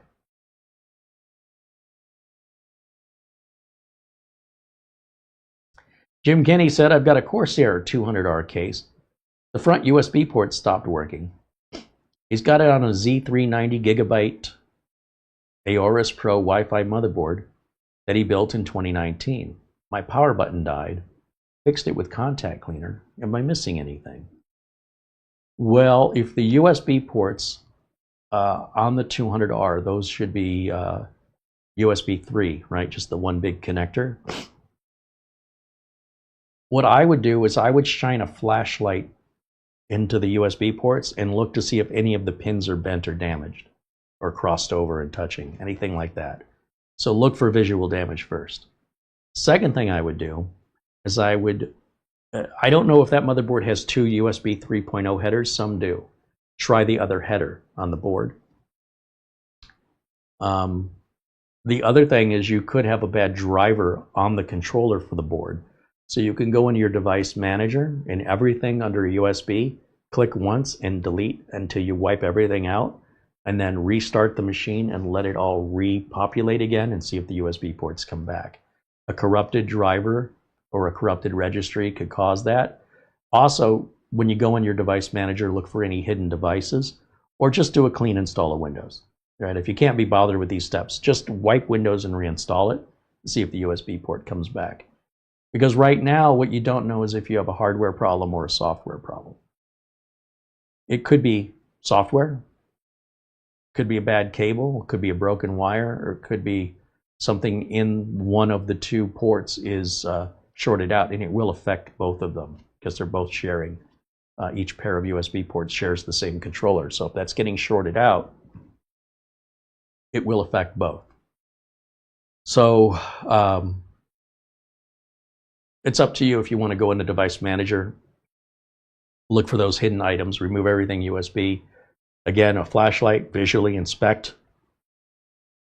Look for any broken or loose cables coming off of the USB, because USB 3 has a lot of cables where it goes into the back of the bezel. If I don't see any physical damage, me personally, if that machine were here on the bench, what I would do for my customers, I would take their bootable drive out and I would put a temporary drive in with a clean install of Windows. And if that fixes the problem, then I call the customer and say, what do you want to do? If they want to just leave it as it is, I just put their drive back, no harm, no foul. But at least we know it's a software problem if that fixes it. If I were in a situation where I only had one drive and I didn't have one to test with, then I would run a backup, which I should have had anyway. But let's assume I'm a bad computer user and I deny all the advice, and now I need a backup. Well, make your backup. You can use free software to make a system image, including Windows itself will do it. And then once you've got your system image, go ahead and wipe the drive, reinstall Windows. And if the problem is still there, just restore your image back so you undo everything you've just done. No harm, no foul. On the other hand, if it does fix it, then you've got a decision to make. Now you know the solution. That's how I would look at it. You either have a hardware problem or a software problem, and until that's determined, that's the very first thing you've got to find out. And finding out if it's a software problem is the easiest thing in the world. It just involves wiping and reinstalling Windows. The problem goes away, you solved it. And if you say, well, I got a lot of stuff on my system and I can't afford to lose it all, where's your backup? Put it back. Restore your backup. Make your backup. Do a full system image. You can even download a Cronus and use it for free for like 15 or 30 days, whatever it is. It shouldn't take you but a day to figure this out. Make your image. Wipe the drive with impunity. Reinstall it as though it were brand new. See if the problem's still there. Once we know that, we know how to proceed. Super easy. Super easy.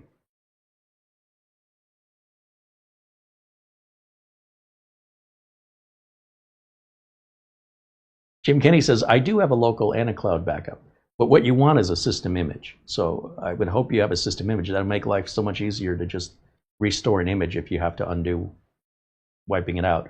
That's why it's great to just have a spare drive laying around, just to verify. You can just pop your drive out, pop your spare one in there, use it, and then you've got your answer. You put your old drive back in. But barring that, a system image backup and restore it effectively does the same thing. Just takes a little bit more time for that process versus swapping out a drive. But let us know, and we'll go from there.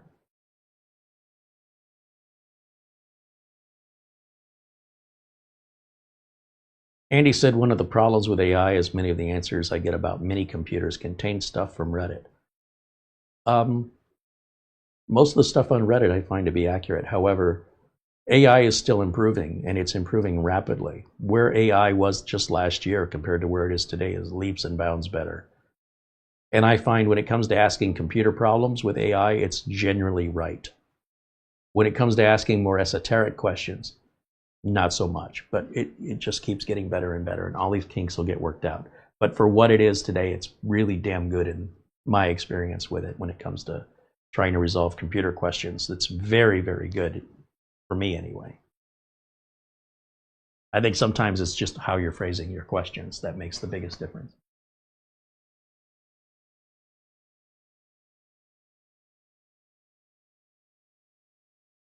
Let's see, how are we progressing here? Full screen on this page. Oh, we got our .NET security and the preview update are going. Okay. Hey, Sable the cat. Sable the cat. Hey, stop scratching my walls. Hey. She's ignoring me. Thank you. I need that wall for later. Appreciate it.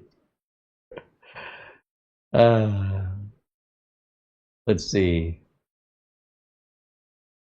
Yeah, it's really important you're patient on these updates. They can take a while. She's scratching on the corner of the wall, right? Oh. Right? See where you're standing? No, turn around.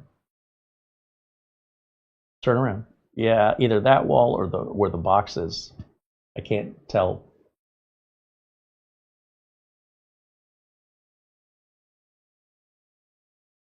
She's got a scratching post. She just doesn't know what it's for.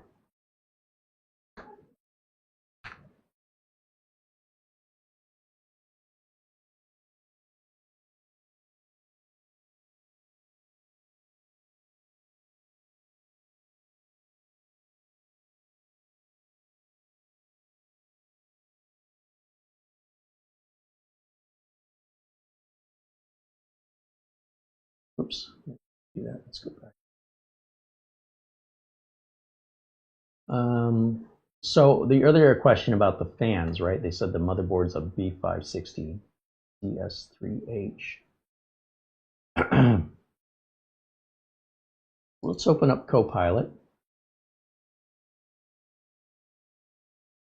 And we'll ask Copilot basically the same question asked in the chat room, which is I have a B560 DS3H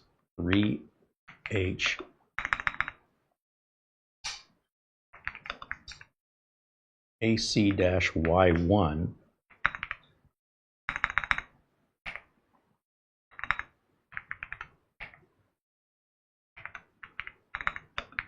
and I purchased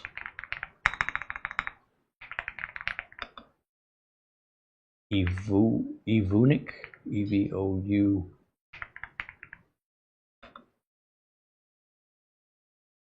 case fans with ARGB.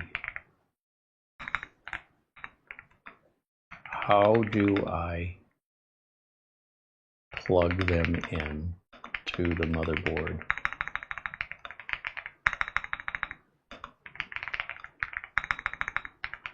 To control the lighting.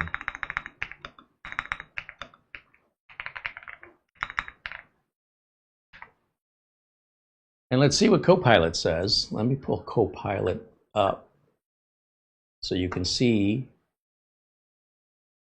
how this works and how accurate it is. So let's pull up a window capture on Copilot.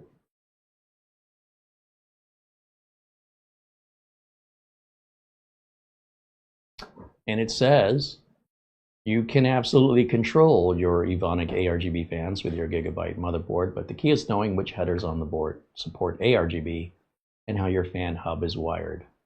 The short answer is you have 3-pin 5-volt connectors that plug into either the 5V DLED1 or DLED2 headers. It'll say right below the pins etched onto the board. And you can plug the fans directly into the motherboard as well, or they can be powered via your power supply. Ideally, if you plug your fans into the motherboard, it will control the speed, speeding them up when your system's hotter and slowing them down when your system is cooler. If you plug it into a power supply, they just run full speed all the time, which can get really annoying. So yeah, it says, you know, you want to plug. It says each Evonic fan has a 3-pin ARGB plug with 1 missing pin. So it's a 4-pin connector that has 3 pins inside of it. 1 pin is missing.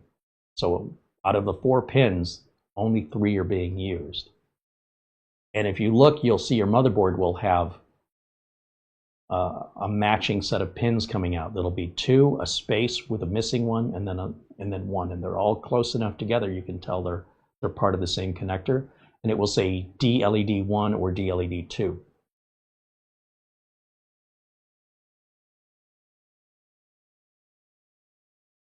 Then you can download the RGB Fusion software, which is in the Gigabyte App Center, which is downloadable on Gigabyte's website for that motherboard.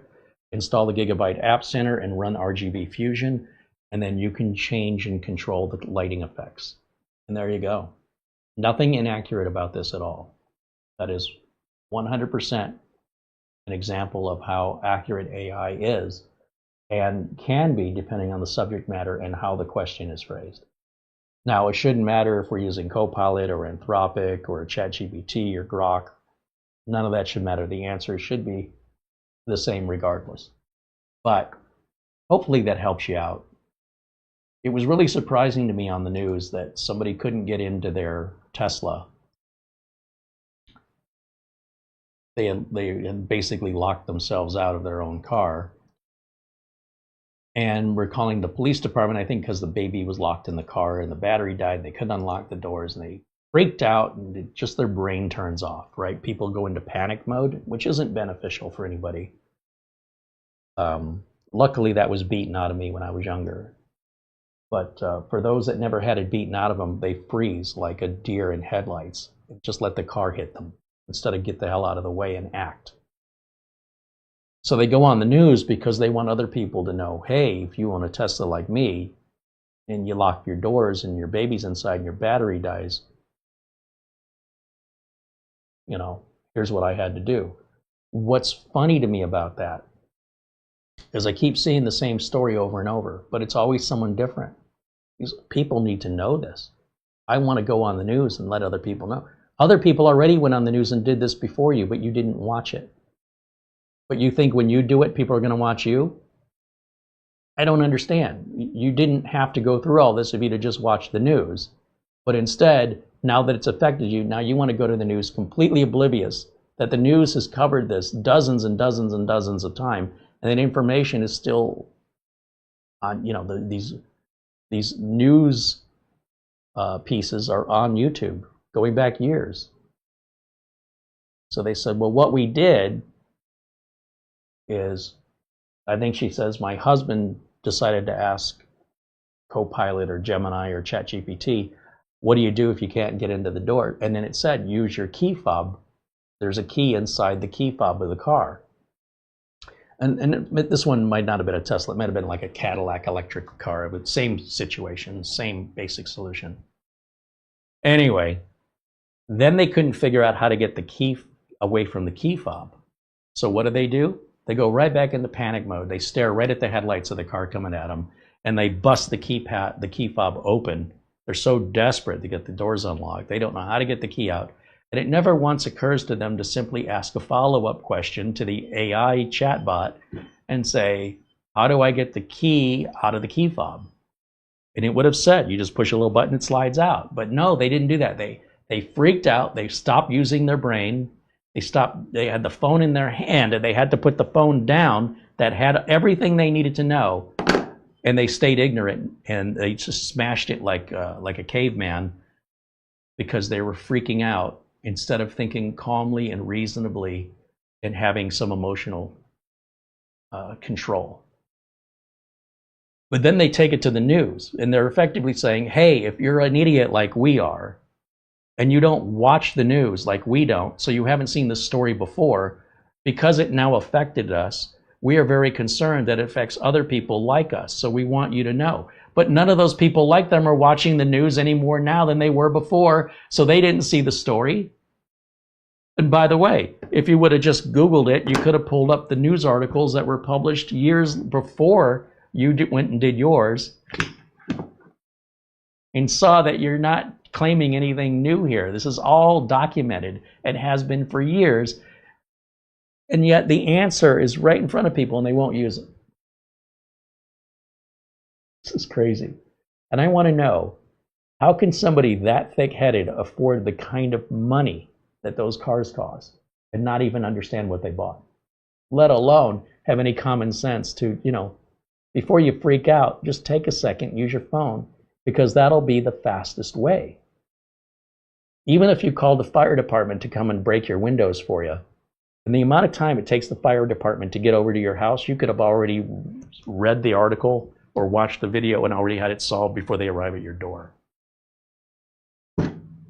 People want to be victims, I guess. They want to just play possum and pretend like, they're innocent victims because they bought something they don't know how to use. And then can't even be bothered to learn how to use it when they need to, and instead want to go to the news. It is an insane world we live in, just to tell the same story that multiple people have told for ages before them with the exact same problem that was also on the same news channel. And they're completely unaware of all of it. It's living in a bubble.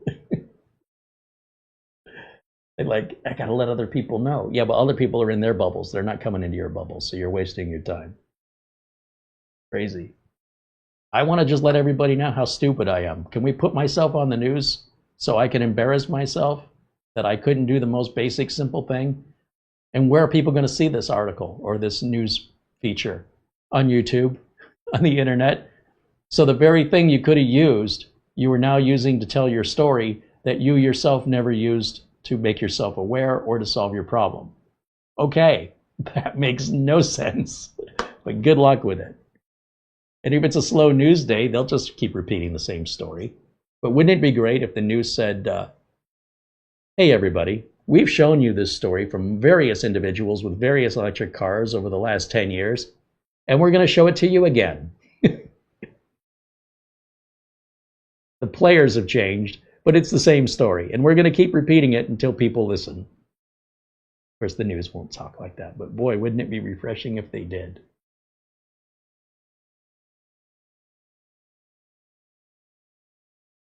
Jules says, I think the spot that takes the 3-pin ARGB with the missing pin is taken by other fans or something. Well, look and see. Look and see. Look where the wire is. Verify if it says DLED 1 or DLED 2. See where it's going. Because usually where it's going will lead to another connector that you can plug into. But you have to use your eyes and look. I can't see it for you. Also, you should have 2 of those headers. So if one is taken, locate the second one. Then you don't have to trace that wire. Tracing it is just follow it with your eyes. It's a 5-year-old could do this. It's really simple. So I'm not diminishing you. What I'm saying is I want you to not be afraid to look and to evaluate instead of just expecting something to be obvious. It has to be obvious in your mind. And in order for that to make sense, you have to understand what it is you're doing. So otherwise, if you're just looking for a blank set of pins, you're just like throwing arrows in a dark room. How do you know you're anywhere near the target, let alone potentially going to hurt somebody? So if you look at it, you don't need to guess. You will know definitively exactly what that connector is by simply reading what it says on the board. And if the co-pilot said you had 2 of them, then why are you only talking about one? What's the status of the other one? It's not obvious to you? You've got to pay attention and look. If you can't or won't do that, then hire somebody to do it for you. But it's very simple. But you need to have patience and you need to slow down. And once you learn it, you'll know it forever and you empower yourself so that you won't go through this again. But you don't have any point of reference because you've never done it before. And I'm encouraging you, take your time, slow down, and pay attention, and it's to your benefit. You'll see how easy and simple it is once you are aware of how it's all laid out and where things are located on your board. You'll know what to expect anytime else you have to do anything ARGB related, because they're all kind of the same.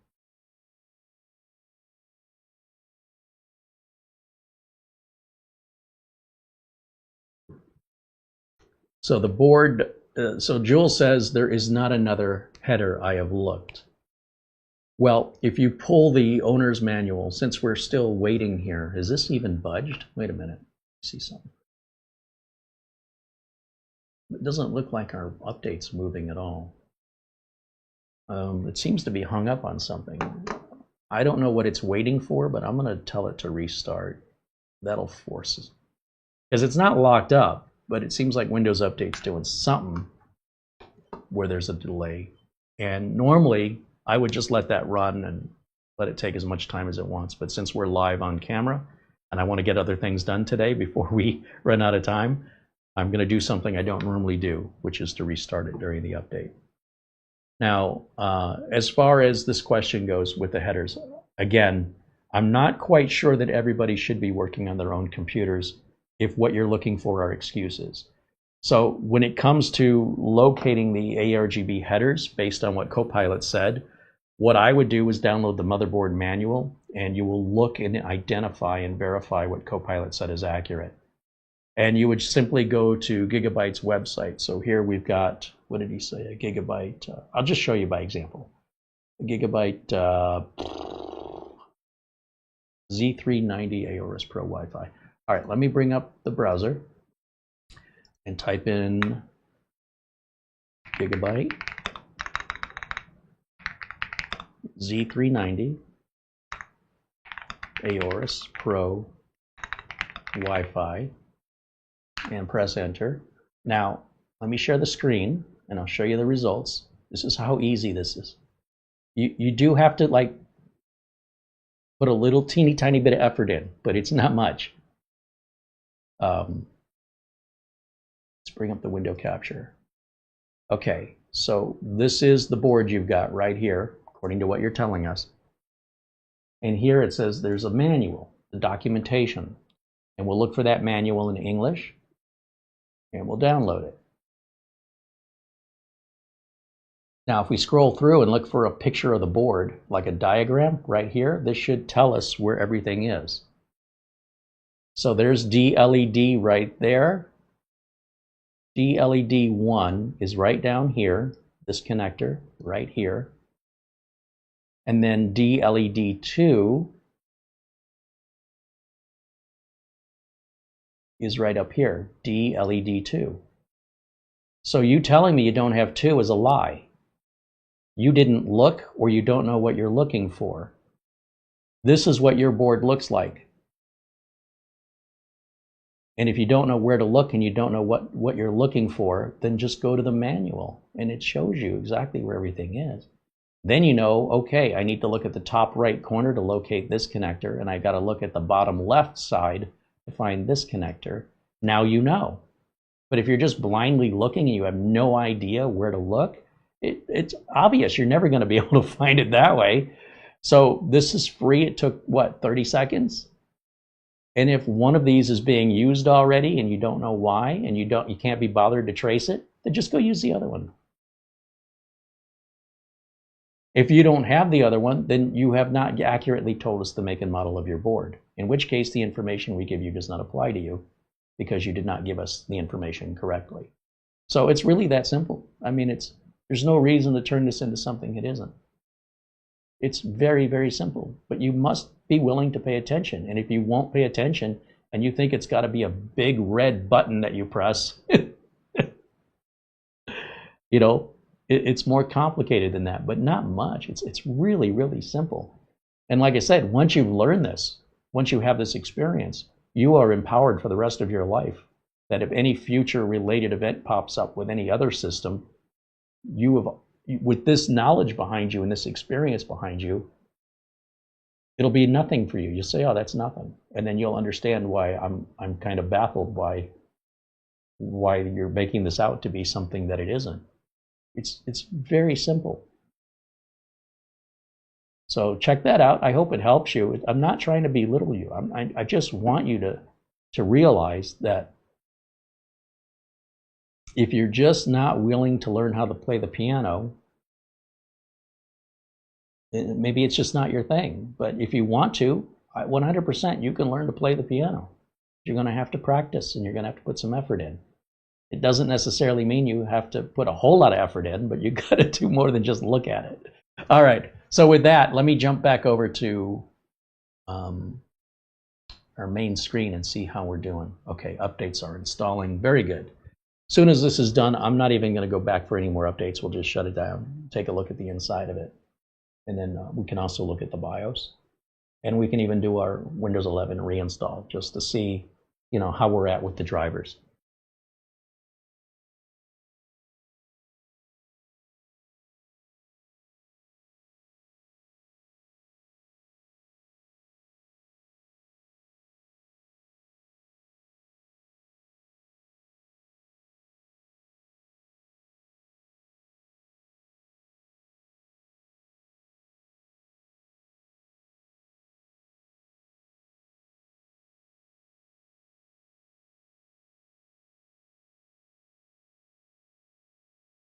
Joel says that's not what his board looks like. Well, I promise you, the name of the board you told us is the board we showed.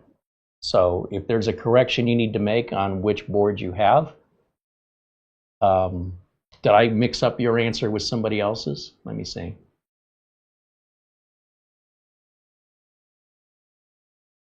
Oh, I did. I mixed up, so that's my mistake. I saw Jim Kenny's motherboard, not yours.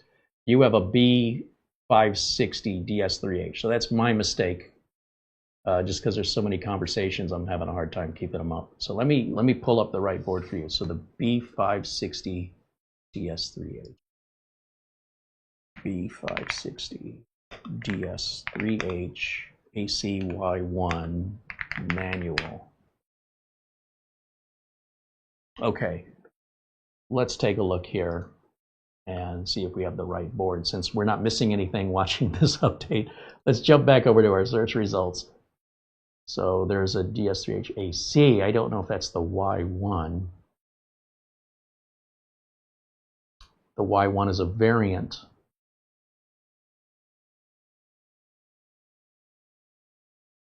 Okay. Once again, we're going to look at that motherboard design, and then we can zoom in on this. There's DLED1 in the exact same location, and DLED2. Is there a DLED2? Let's see. You're saying there isn't one, and I just want to verify that.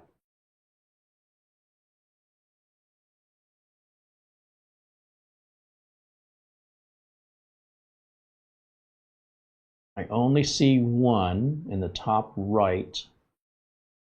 So what that means is these are meant to be chained together like Christmas tree lights, where one fan, you should notice on your fans you have a female and a male, right? On your fans, they should be both. You should have 3 wires coming off of your fans. One will be a fan header, and one will be a male LED ARGB connector, and one will be a female. And you're supposed to use all 3 cables on all but the last fan. And every fan in your system that has RGB should be exactly the same. So all you got to do is plug the male into the female and do that continually so that they're all chain linked together. And then you should all work with one header. But you can avoid that by having a second header, which it doesn't appear this board has, even though the AI chatbot said it did, unless I typed the wrong question into the AI chatbot, and that's on me for typing it wrong.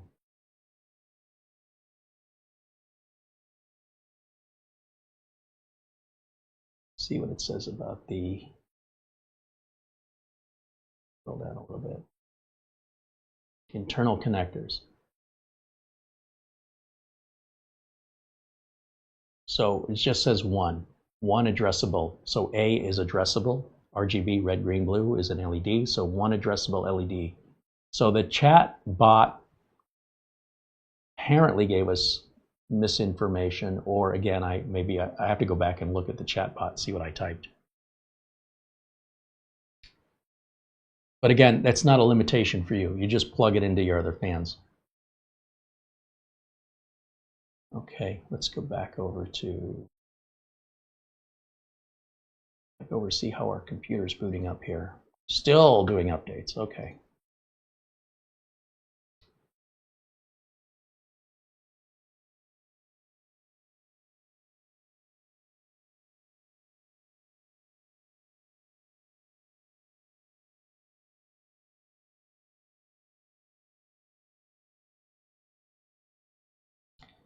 £36 said, Carrie, is there a revision on the board?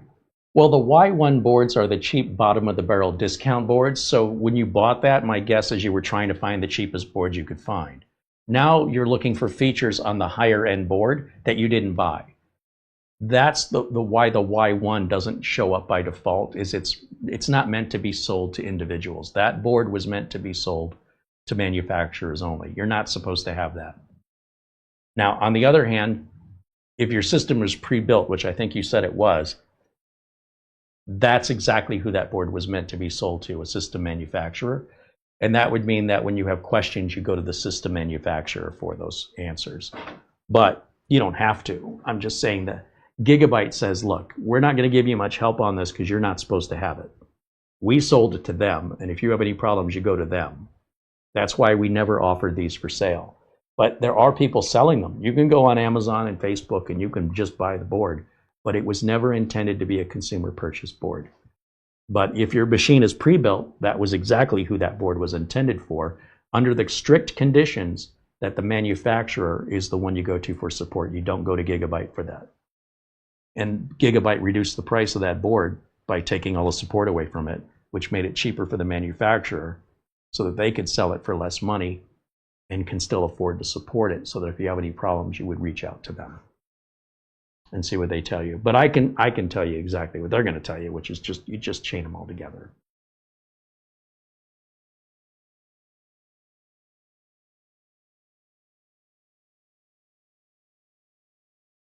As for whether or not you can use the 3-pin and the 4-pin on the same board, no. Generally speaking, you're only going to have, for most fans, and I don't know on the fans you bought, but generally they will be one or the other. They're not usually both.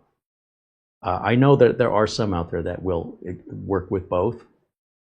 And if that's the case, then you could use them both. However, it gets really confusing software-wise wanting to control those because they're on two different circuits.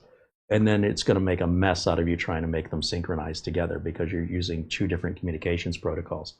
Also, if you are misunderstanding what those pins are and you plug it in, it could smoke the fan or kill the RGB, where the RGB will never work. If you use the wrong pins and you overvolt them, it's done. So I would prefer, if you're already using ARGB, to just continue using the ARGB with your new fans. And if your new fans don't have ARGB, return them and get fans that are. It should be that easy. And if the plug that you're looking at on the board doesn't have any female connectors, just go buy an adapter off Amazon. It'll be a Y adapter. Plug it into that one pin. It'll give you two. So plug what was in there on one and plug what you want to plug in on the other. And then the other fans should all plug into each other after that. So lots of very, very simple solutions just for some stupid lights. You could also just, buy a lamp if that's what you wanted. But, that's the practical side of me going, look at this nightmare you've created for yourself, spending money you didn't need to spend to be in a situation where you're confused and could potentially damage your computer, all for some lights. Seems a little silly to me and nothing we would do in the real world of corporate America. But you're not doing anything wrong. This is strictly a hobbyist thing. And this is what comes along with the hobby, right? Is you get this experience. And the experience could come at a cost that, can be a very expensive lesson, or it could be very easy depending on the person doing the work. You might say, I don't know what the big deal is. You just plug it in. Why is everybody having this discussion? Other people are like, I can't make heads or tails out of what you're saying. This makes no sense to me. But we all started with no information, right? None of us were born knowing this, and we're happy to share it. We're happy to encourage you, but we also want to make sure you understand the risks that are involved without somebody there to guide you and teach you personally. Because if it's this confusing for you, you really would benefit from having somebody show you in person. On the other hand, you can absolutely figure it out on your own, but there may be consequences to that end up costing you money. But everybody's got their own way of learning, and whatever way you're most comfortable with, I like to get my, elbows deep is what I say. I like to get in there and figure it out. But that's just me. But if there's somebody that can demonstrate it to me and show me, I'm a visual person versus, reading a book or having somebody describe it. It's hard to picture something you have no point of reference for. So watch somebody do it, or, have somebody teach you. Sometimes that little assistance can be an amazingly efficient way of learning versus my way of learning, which is getting in elbows deep, can be a very slow way. But the reason I like it is because nobody can tell me I'm wrong. I can figure it all out on my own, and I don't have anybody else's predefined ideas or biases. I know what works for me, and nobody can question my reality. They can't tell me what I didn't work, because I made it work and I know how, and I can confidently, from that painful learning experience, know how to do that from that point forward. Because it wasn't so easy, it's not easily forgettable. So, but that's just how I learn, if I can watch somebody do something that's the same, like same motherboard, same idea, that's even better, because then it's faster. But sometimes I figured things out on my own that nobody else that I've found online has figured out. And I'm like, see, I don't know any better. When I'm learning things and I'm going elbows deep in with my own experience with no predefined biases, I realize things that everybody else that's following the sheep go, why did you do it that way? Go, well, you didn't know you could do it this way? And they're like, How did you learn that? Well, I figured it out. I did it myself. I didn't listen to anybody online. Dr. Wayne Dyer, this guy out of Michigan, has this quote I love. And he says, I want to thank everybody in my life who ever told me no. It's because of them I did it myself. But I've run into scenarios where I'm questioning other techs and I'm going, why are you doing this when all you had to do was do that? They go, well, how do you know that? Because I've done it. Yeah, but how did you learn to do it? I figured it out on my own. I didn't listen to anybody tell me how to do it. So I don't know any better. It would have never occurred to me to do this routine you're doing. It doesn't make any sense. Because I figured it out on my own, I figured it out in a way that makes sense to me. And watching how somebody else does it, I'm going, why are you working that hard? All you had to do was just plug these things together or push this button. But that's not what people are saying online. Yeah, because they're all just repeating what the other one said. Nobody's coming up with their own ideas. So for me, that's important for those reasons. But it can take me much longer to figure things out that way the first time. But because it took me such a long time to figure it out that way, I'm much faster seeing the same problem in the future, and the lesson stays with me longer. I won't soon forget the answers I struggle to get. You see what I'm getting at? So, as for the adapter, just a 4-pin ARGB splitter. If you just go to Amazon, type in ARGB splitter, 2 words, you get screens full of them. They're cheap. That's all you want. And just leave that other 3-pin alone. Just stick with ARGB. Your life will be so much easier. Keep it the same. Otherwise, everything you do differently could have its own individual, unique problem. So the more you do differently, the more problems you introduce or potential. And the more you keep the same, the less likely the problems will be different. They'll have the same problem, basically. So just so you know. Mike Carden said it needs a power off. It's stuck. You might be right. It's taking an awfully long time. Let's go ahead and pull power on this because what I'm guessing it's doing is it's still downloading. I think most end users create their own problems through impatience. This is the kind of thing that will create a problem. Now, I don't mind. I'm a tech. I can handle whatever problems I create. But I don't like doing that. I much prefer to just go find something else to do. Whatever this is doing, it's likely not locked up at all. And I think you are misinterpreting what you're seeing as a problem. It's not a problem at all. It's a lack of patience. Now, if it runs that way for about 2 or 3 hours, then I'll agree with you. But until then, it's way too early. So I would normally, as a professional technician, leave it alone until it's done, or until 2 or 3 hours has passed without any perceivable progress.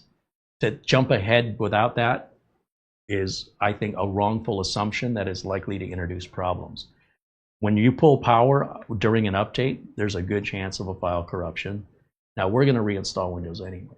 In fact, as far as I'm concerned, why not just do it now? I don't need those updates to finish anyway, and we're running out of time. So let's start with just taking a look at the inside. Let's go to full screen on camera 1, and we'll unplug everything from the back.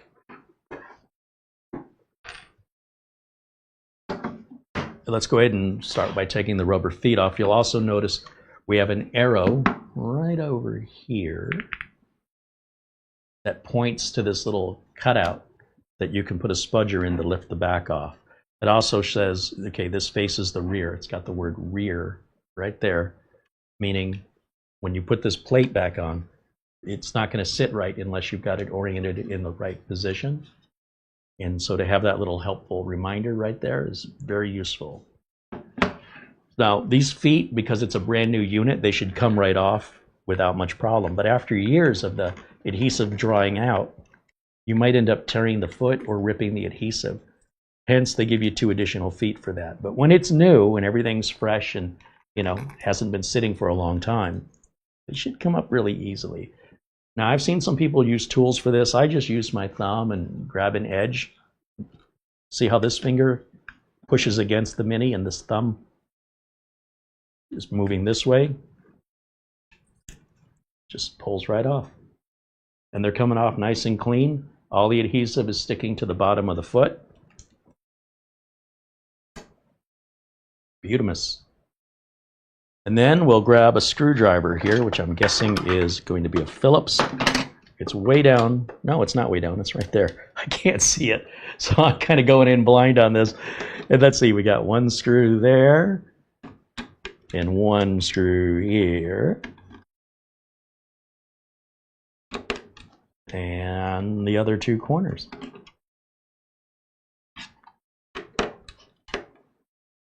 All right, let's see what's hiding back here. Let's grab my little spudger tool and we'll place it in that opening right there and pry up. Now, you'll see, even as I'm prying, it's got something kind of locking it in. So there's probably some clips somewhere in the middle here. If you have a credit card or a guitar pick, the idea is that you want to get into the gap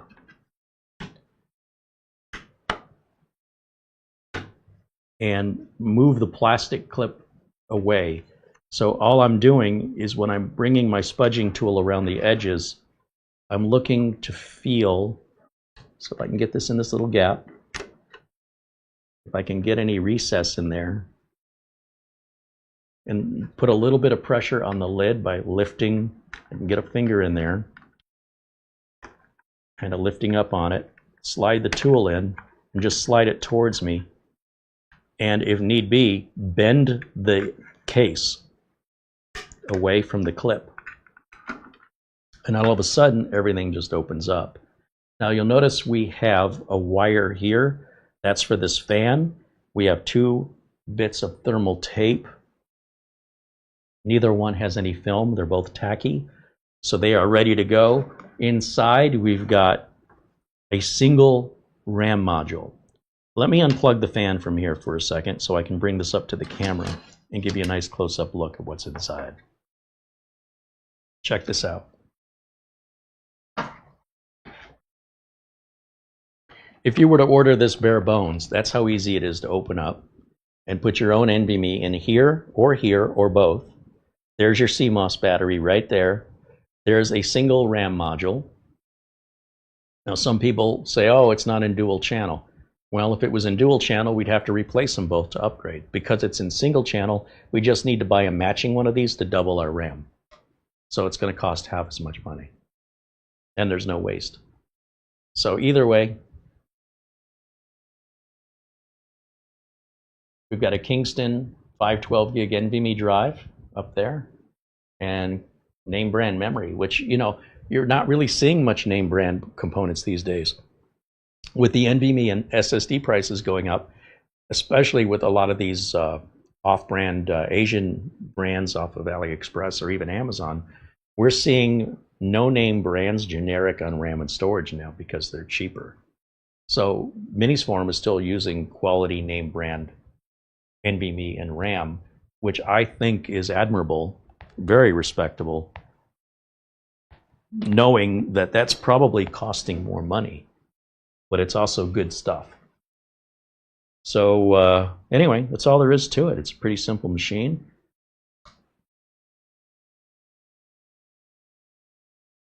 Yeah, that's all there is. Underneath, just in case you're curious about the Wi-Fi, can you change the Wi-Fi out? Let's see. Let's look underneath the NVMe drive. That's usually where the Wi-Fi is located on these mini PCs. So we're going to take out the Kingston NVMe drive. We just set that right here. And let me show you back up at the camera again what was hiding underneath of it. That's going to be our MediaTek Wi-Fi card right there. And you'll see the NVMe drive was just over the top of that. So that is upgradable and replaceable, as is the NVMe drive, as is the RAM. So very customizable, very configurable, nice mid-range computer, bare bones at $300. That's a bargain every day. And at $600 with the name brand components in it, I think you'd be hard-pressed to provide your own brand new, even matching the brands. If you bought your brand new Kingston 512 gig NVMe that matches this one, and then bought the Crucial RAM, just the one module, and you you bought those separately and then bought the bare bones of this, and then you'd have to buy a Windows license, the $600 unit already built up with the RAM and storage in it and operating system in it will be cheaper.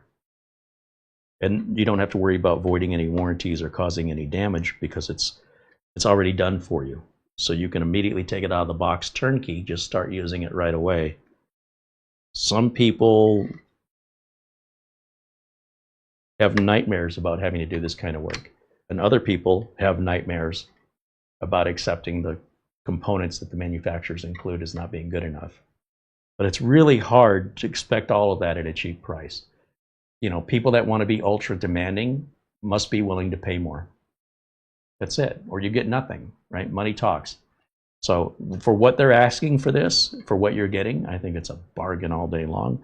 And I'm just thinking of pretty much every single business client I have. And I can't think of one that wouldn't benefit from this. So for one way or another, this will probably be deployed out eventually to one of my clients as a test unit and let my client evaluate it for me. And I'll support it for free in return, and I won't charge them for it. And then we can determine if that's you know, a good solution 2 or 3 years later if we had any problems, or if it immediately starts having any issues, we'll know right away. And that's the best test.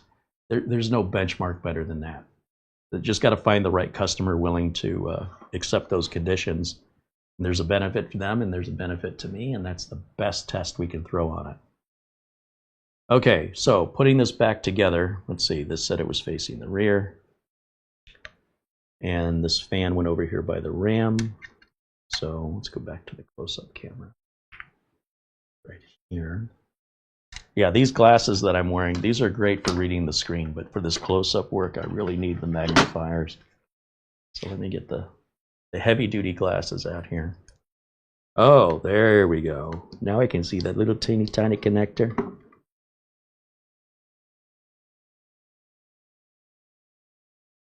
Now the connector will only go in one way, and you should feel a positive snap when that goes in. Very mild one, it's a small connector. And then this is a big heat sink, and it's got the 2 thermal pads so that if you do add another NVMe drive, the pad is already there for you.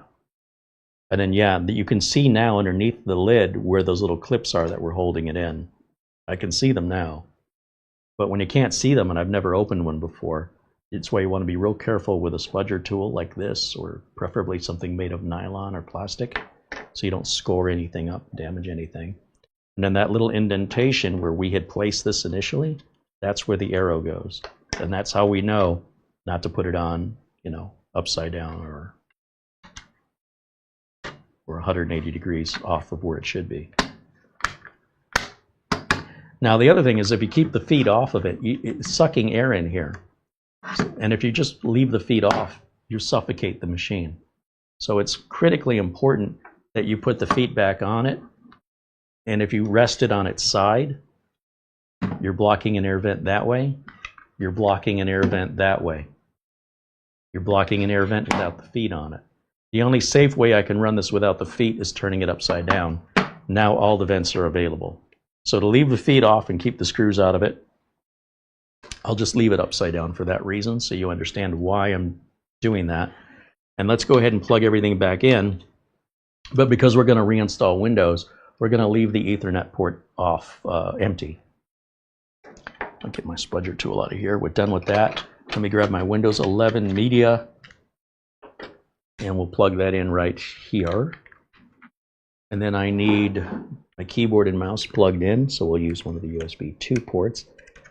Now, if I reverse that, my keyboard and mouse won't be any faster, but if my installer was there, my installer would be slower. It would take longer to install Windows. So there's a reason why I'm choosing those ports and not just randomly picking one. And then on top of that, we need our HDMI cable right here. And we'll plug that bad boy in. And that's it. Just power, HDMI, keyboard, mouse, and our installer. Now we'll turn this on, and let's go back over to HDMI 3. That's our capture card, and we should get the Minis Forum logo, and I'll start pressing delete. And that's what the BIOS looks like. So it's got the modern graphical BIOS, which I didn't expect. I thought this would be text-based at this price point. So that's a good thing. Let's go over to boot. Well, let's look at setup first, because in setup we'll see if there's any power options, but I don't think there are. Go to advanced.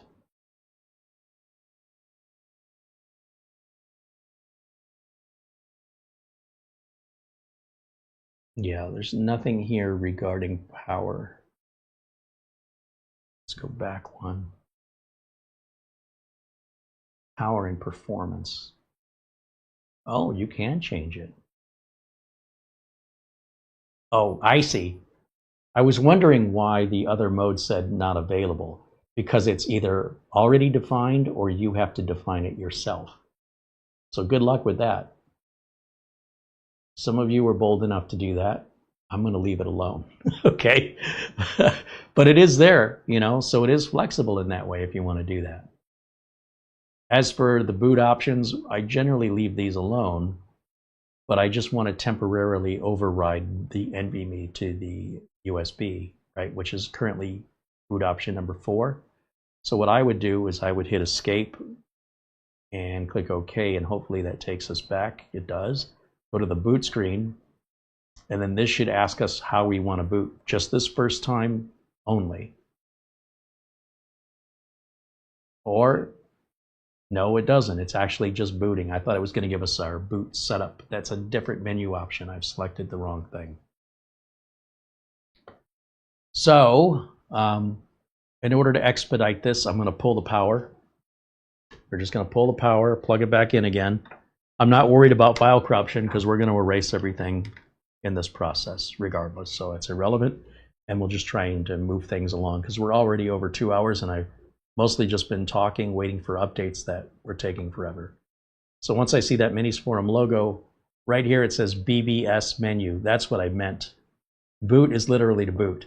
I want BBS, and I want to select the SanDisk as my bootable device. Just click once on it, and it starts to load off of the flash drive. When that loads, we'll have the Windows 11 setup. Now I want you to keep in mind that I don't have any driver backup here. We're going into this completely blind, which in my line of work is just another day at the office. But you at home, you could back up your drivers before you do this, and it'd be super easy if you did that. But we don't want to do it that way. We want to pick the worst case scenario, which is we go in blind. So we're going to set up Windows from scratch just to see what happens here.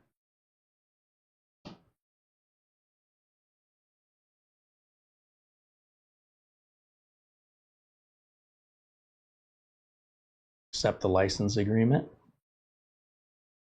We're going to find disk 0 will have multiple partitions on it. We're going to delete all of them. And that's going to wipe this drive out.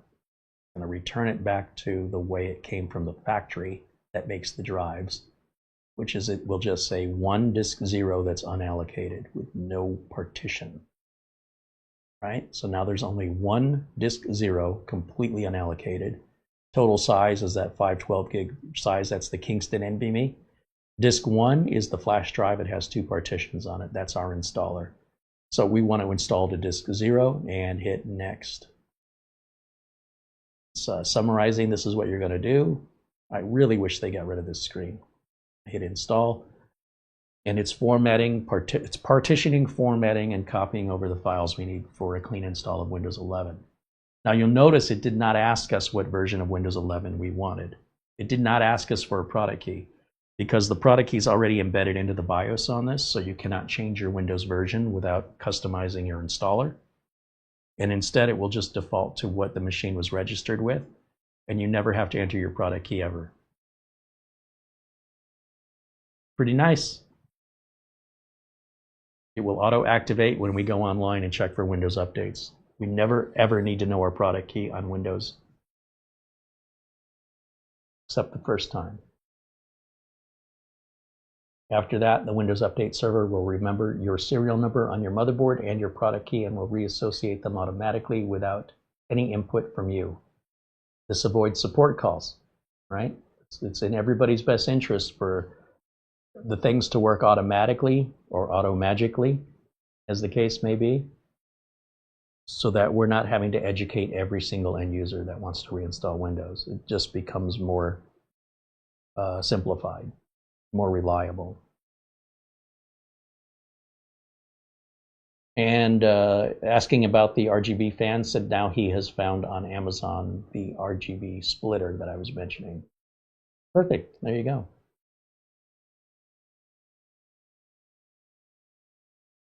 Appreciate the update. Let us know how that goes for you. It should really be simple, though. I think you just might be overthinking it a little bit, but that comes along with anxiety and lack of reference, and we all do it. But I think once you actually get that splitter and plug it in, it's going to work very, very simply. If not, or either way, let us know. Follow up with us. We want to see you succeed.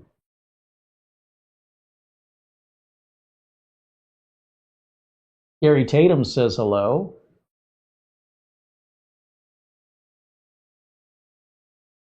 While we're waiting on this, let's jump back over here, get over to camera one real quick, and let's take a look at the Minis Forum website, see what support is available on this brand new model. Because sometimes when the models come out, the websites may not be updated yet. I think this has been out long enough, though. Let's go find out. Again, I'm not going to hold Minis Forum to a different standard than I would hold any other PC manufacturer. It's just that they've got an established history that I'm assuming hasn't changed, but I still got to verify it. So let's jump back to our window capture, and let's type in, we're going to look for Minis Forum.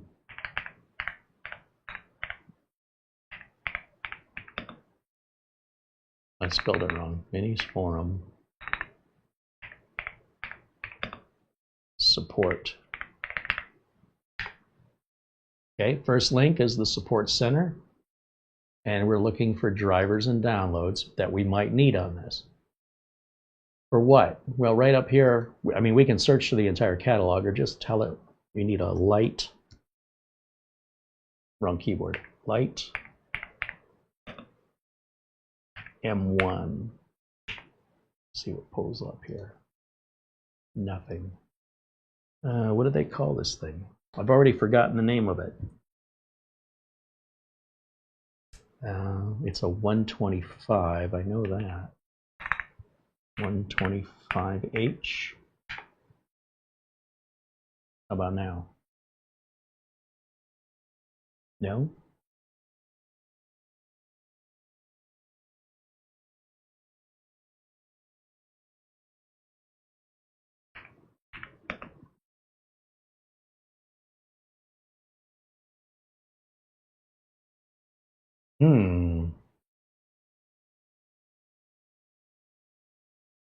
Well, the machine we have isn't any of these. Support, drivers and downloads. Is it an AI Mini? There's the M1 Pro. We've got the M1 Lite. Uh-oh. Do we not have drivers for that? It's not a gaming PC. None of these. I just want to look. It's not a NAS or a tablet or a screen or a dock or a Thunderbolt dock. These are gaming PCs. These are motherboards. If you wanted to build your own ITX system, they sell boards for that at Minis Forum. And we've covered those in the past as well. So that just leaves the Elite section, and I don't think it's under Elite. It's not a UM series. Oh, I'm surprised the MSO1 is listed as Elite. But the case looks familiar though, doesn't it? And we're looking for an M1 Lite. Nope. Nope. Just not there.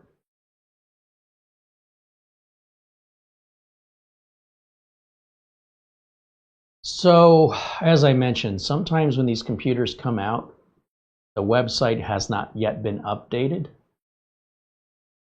I'm not quite sure if you ordered this bare bones where you're supposed to get your drivers from, but we haven't even established if we need drivers. I'm assuming we will, but let's go back over to camera 1, and then let's check on this guy here and see how we're doing on our install. Oh, it's waiting on me. That was quick. Okay, so we're going to go through this process again.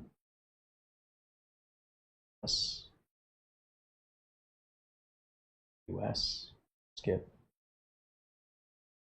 Don't have internet. User, enter, enter. And while we're waiting, I can go ahead and pull my flash drive out. We don't need that anymore. Of course, you know what I do here. Accept. Okay, we're getting there. Pretty fast process. What I'll be interested in, of course, is looking in the device manager. I have a feeling with a unit this new, we likely are going to be missing a lot of drivers. Now, obviously, an Intel chipset driver is going to be needed. And with that Intel 2.5 gig, because it's a 2.5, it won't surprise me if it's not auto-detected and that we have to put the driver in for that too. And then everything else, I don't know. Now, it's possible that this uses the exact same driver package as the Pro version and that the only difference is the CPU. That would be my suspicion right now. But I want to wait and see the results first before I start second guessing what might be versus being patient and knowing what is. I much prefer basing my decision making on what is, not on what might be. But I'm also ready, like I have an idea in my head how to proceed either way, and I refuse to think any further ahead than that, because that's how you're going to drive yourself crazy, is there's no end to it. There's no end to that logic. So we just go for the immediate steps and only the immediate steps. So here we are at the desktop, and again, you can see we're not plugged in here. Everything's ghosted. And then we'll look at the device manager first and foremost and see how many devices it's missing. So it looks like both wired and Wi-Fi are missing drivers on this. 1, 2, 3, 4, 5, 6, 7, 8, 9, 10. So we have 10 unknown devices.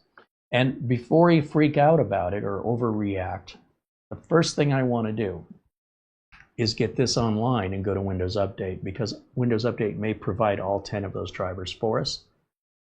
Or even if it provides one, there's one less we got to worry about getting. So let me come back over to camera 1 for a second, and let's put myself down on a corner, because I want to expose this entire logical process to you so you become self-sufficient and can work on any computer the same way I do. There was nobody to teach me this, so I am teaching it to you for free, sharing my knowledge in order to help you understand, regardless of what kind of computer it is, the process is always the same. And here, the first thing we want to do is visit Windows Update. So with us at the desktop, let me grab the Ethernet cable, and let's see if that little globe that I just covered up with camera 1, let me move it to the other side. When I plug this in, will that little globe acknowledge we've plugged anything in? If it doesn't, we need a driver. And it's not doing squat. Nothing has changed. So if I need to go online to get the drivers to go online, how do I go online without the drivers I need to go online? Very simply, I have these little adapters. This is an Ethernet adapter that they sell on Amazon. They're under $20. And this one is but I'm buying it as a technician. I need to plug into anything that rolls into my office. You, on the other hand, only need to buy for what you have. But even though this is 2.5 and this is 2.5, this driver is already built into Windows, and I'll show you. All I have to do is find a USB port. Let's use one of the fast ones up here. Plug it in. I'm not loading any software. Grab my Ethernet cable and unplug it from the one that's missing the driver into the one I just plugged in from Amazon. And then we should see that little globe become a blinking Yeah, it's doing it now. That means the driver's already loaded, and that's going to get us online. And we just need this temporarily until we get that driver, which we might get automatically through Windows Update, but we have to get online first before we can use Windows Update. So this is a critical tool for me. Now for you, you could use another computer and just download the driver manually, put it on a flash drive and sneakernet, walk it over and plug it in that way. Or you could build your own custom Windows 11 installer.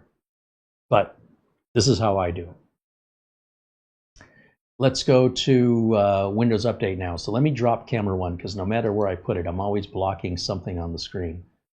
So Start button, over to Settings. Now, my installer has all the latest updates installed on it except for what just came out last week.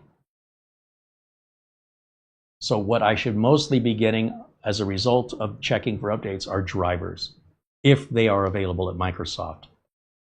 And that's only the case if the manufacturers work with Microsoft. Some don't want to do that. Some want to save the money and don't pay Microsoft anything, and it puts the onus on you to figure it out yourself, which in most cases you would just go to the manufacturer's website and they should have the drivers. I'm not finding them for this particular unit. I also didn't search very hard either. I mean, we could just plain out ask for these on Google and see if it pulls up a different link. But you shouldn't have to do it that way. It should just show us.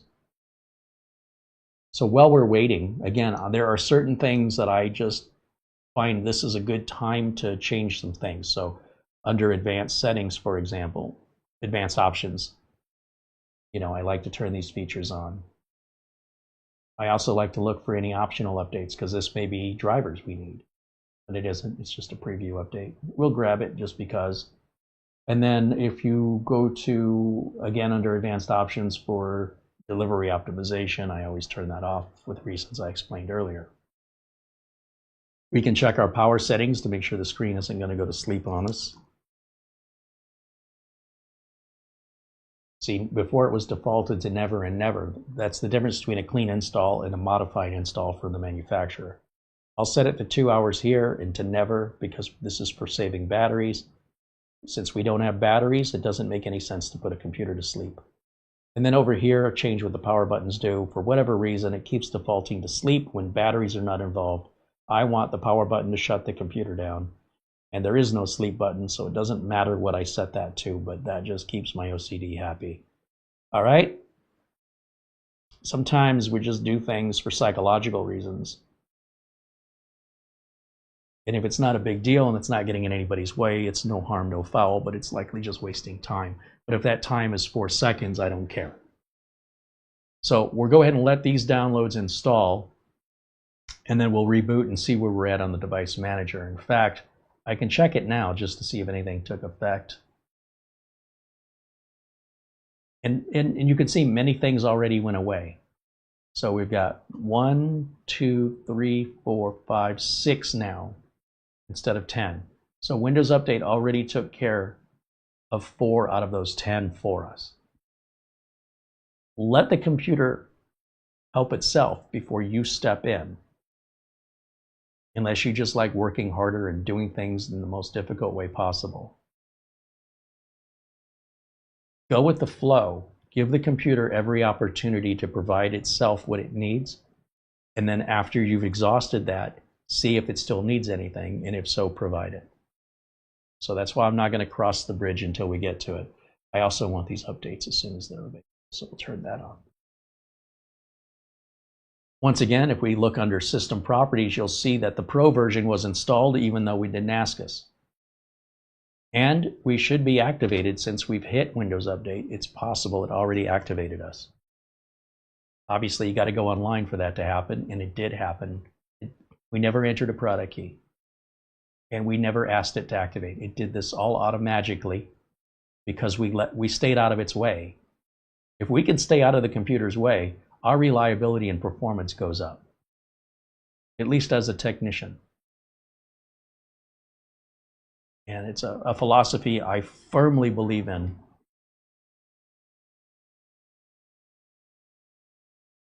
So once this restarts, it'll take a minute.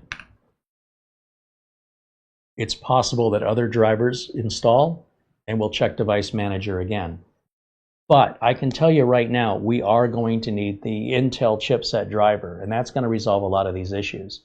The MediaTek Wi-Fi driver is only available from the manufacturer of the computer. MediaTek, unlike Intel and Realtek, MediaTek does not provide end users with drivers, which sucks, and I hope they change that someday. So what my guess is while we're waiting on this, let's try a couple other things while we've got time. And what I'm going to do is I'm going to jump over to the window capture again. And this time I want to just simply ask for the drivers download, minis forum,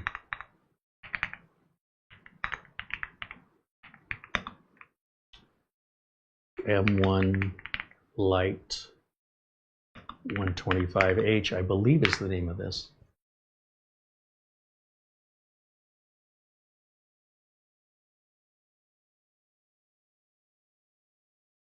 It's typically listed as the M1 Pro. Okay, so I was right on making that assumption that they were likely the same. So let's go back and search for M1 Pro. And hitting enter does nothing. I have to click search. There it is. Drivers and downloads right there. You notice they've got the Ethernet and the Wi-Fi and Bluetooth drivers separated out along with the audio driver. So if you just need the Wi-Fi driver, you don't have to grab this whole driver package. Now, it doesn't do me much good to download this here on the streamer. So what I should do is think a little clearer and jump back over to our mini PC here, and we can have it do multiple things at the same time. So let's go ahead and download that driver package on the machine we need it on. Otherwise, I'd have to copy it to like a flash drive and sneaker net it over there. But why do that if I don't have to? Oh, it looks like a video driver went in. Look how small everything looks. Let me see, did a video driver go in? Well, we still have 6 devices. So like SM bus controller is a clear sign that you need the chipset driver, Intel or AMD. Network controller, this is probably the Wi-Fi, and then likely one of these PCI devices or unknown devices is the Bluetooth that's part of this. I assume the regular network adapter is already loaded. Yeah, there it is right there. And then this one is the USB one I'm plugged into and using right now. But since this one works, I can actually switch over. But it will interrupt our download, so I'll wait till that's done so it doesn't interrupt it. Let's open Edge and let's go grab the drivers for Minis Forum while we're waiting.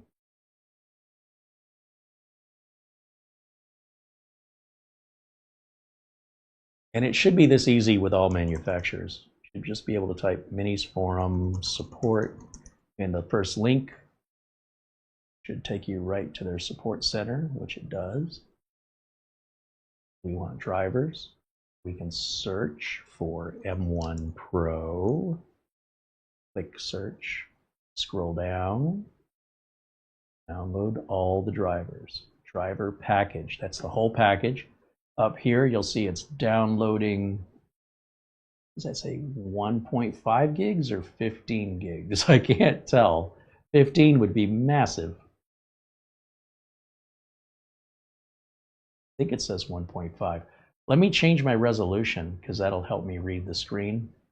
Let's go to display settings and then over to 1920 by 1080.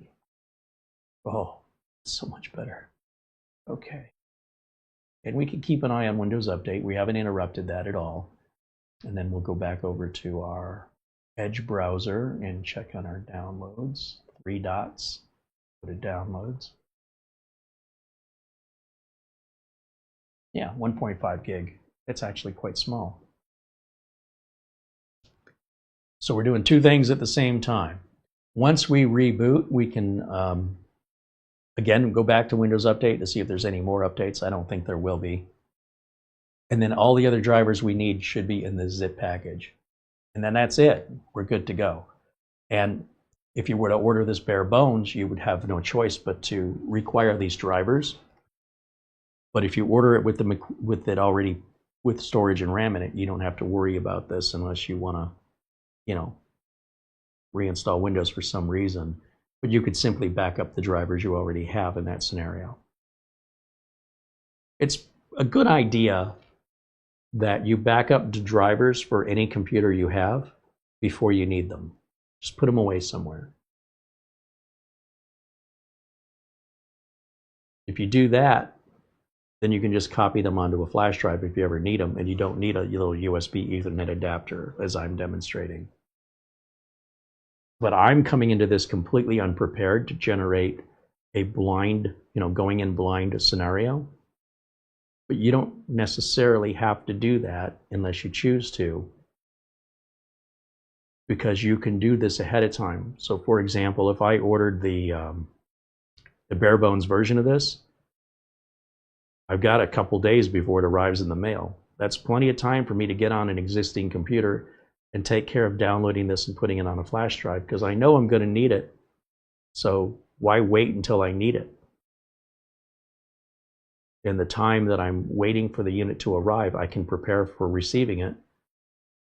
Set aside some RAM, set aside some storage, set aside a flash drive with the drivers on it, have a Windows 11 installation media ready to go. And then as soon as the unit arrives in the mail, I can dig right into it. What I'm demonstrating to you is a worst case scenario that is typical of a computer technician being called out to field service to work on something they've never seen in a condition they're unaware of, and to handle it 100% regardless. And this is how it would be done in the modern day internet era. And it's so easy. There are some manufacturers out there that don't have websites or don't have the right drivers. And we will work harder for them. The customers don't care how hard we work, right? They just want it done. But you can imagine when you're in my position how much you appreciate a good manufacturer like this. That makes my life easier. And it means my customer is going to be happier and things don't take as long. I don't have to work as hard. And we definitely know we're getting the right drivers. But it also comes at a price. So if I get something off Facebook Marketplace, good luck, kid, you're on your own. If I buy something off AliExpress or at a garage sale, it's the same thing. You are on your own. And if you're technically savvy and comfortable with that, great. But if all you're doing is trying to save money and you really don't understand what you're buying, it's likely going to cost you a lot more money than if you just would have bought it already pre-built.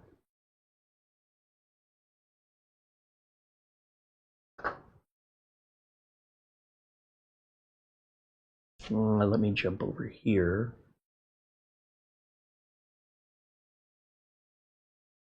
Swimming right along. Everything's beautiful. Love it. And even though this preview update's kind of a chunky one, we're still waiting for the driver download. We still have to extract it. So there's still other things we need to do regardless. So being able to multitask and take care of two things at once is wonderful. On the other hand, if I wasn't live filming a video, I would just do something else. Let this run, walk away. Go make dinner, go run some errands, go do some laundry, go wash some dishes, go watch TV. Scroll around on your phone for a while. Occupy yourself, distract yourself. This will wait for you indefinitely when it's done. It's more patient than any human ever will be. And so when you go to check in on it, you'll see it's done and hit restart. It's very low stress. It's only higher stress because I'm live and I'm watching the clock. Also, if I'm working in front of a customer who's breathing down the back of my neck, looking over my shoulder, that's quite stressful in a very similar way to being live. Why is this taking so long? Let me work. Let it cook. But I want to eat now. Well, enjoy your salmonella. I don't know what you want me to tell you. So the rumor is, we have a restaurant, fast food restaurant out here called White Castle. It was big in Detroit where I grew up. And it's family owned and operated. Even to this day, a corporation does not own it. It's family run. That's why they're not all over the place, like McDonald's or other big chains, fast food chains. But the story is they were initially cooking meatballs. And a customer was complaining, why is this meatball taking so long to cook? Well, because I don't want to serve you raw food. The hamburger had not yet been invented. So we're talking the early 1900s here. And a lot of meat couldn't be trusted either. A lot of it was scraps, and there was no like FDA standards or enforcement. So people saw hamburgers and hot dogs as like garbage food that poor people ate. So White Castle's like, look, we're only going to use quality meat here. And you know, the restaurant is designed to look like a White Castle. So it's, you know, that white, and the uniforms are all white. So everything looks pure and clean.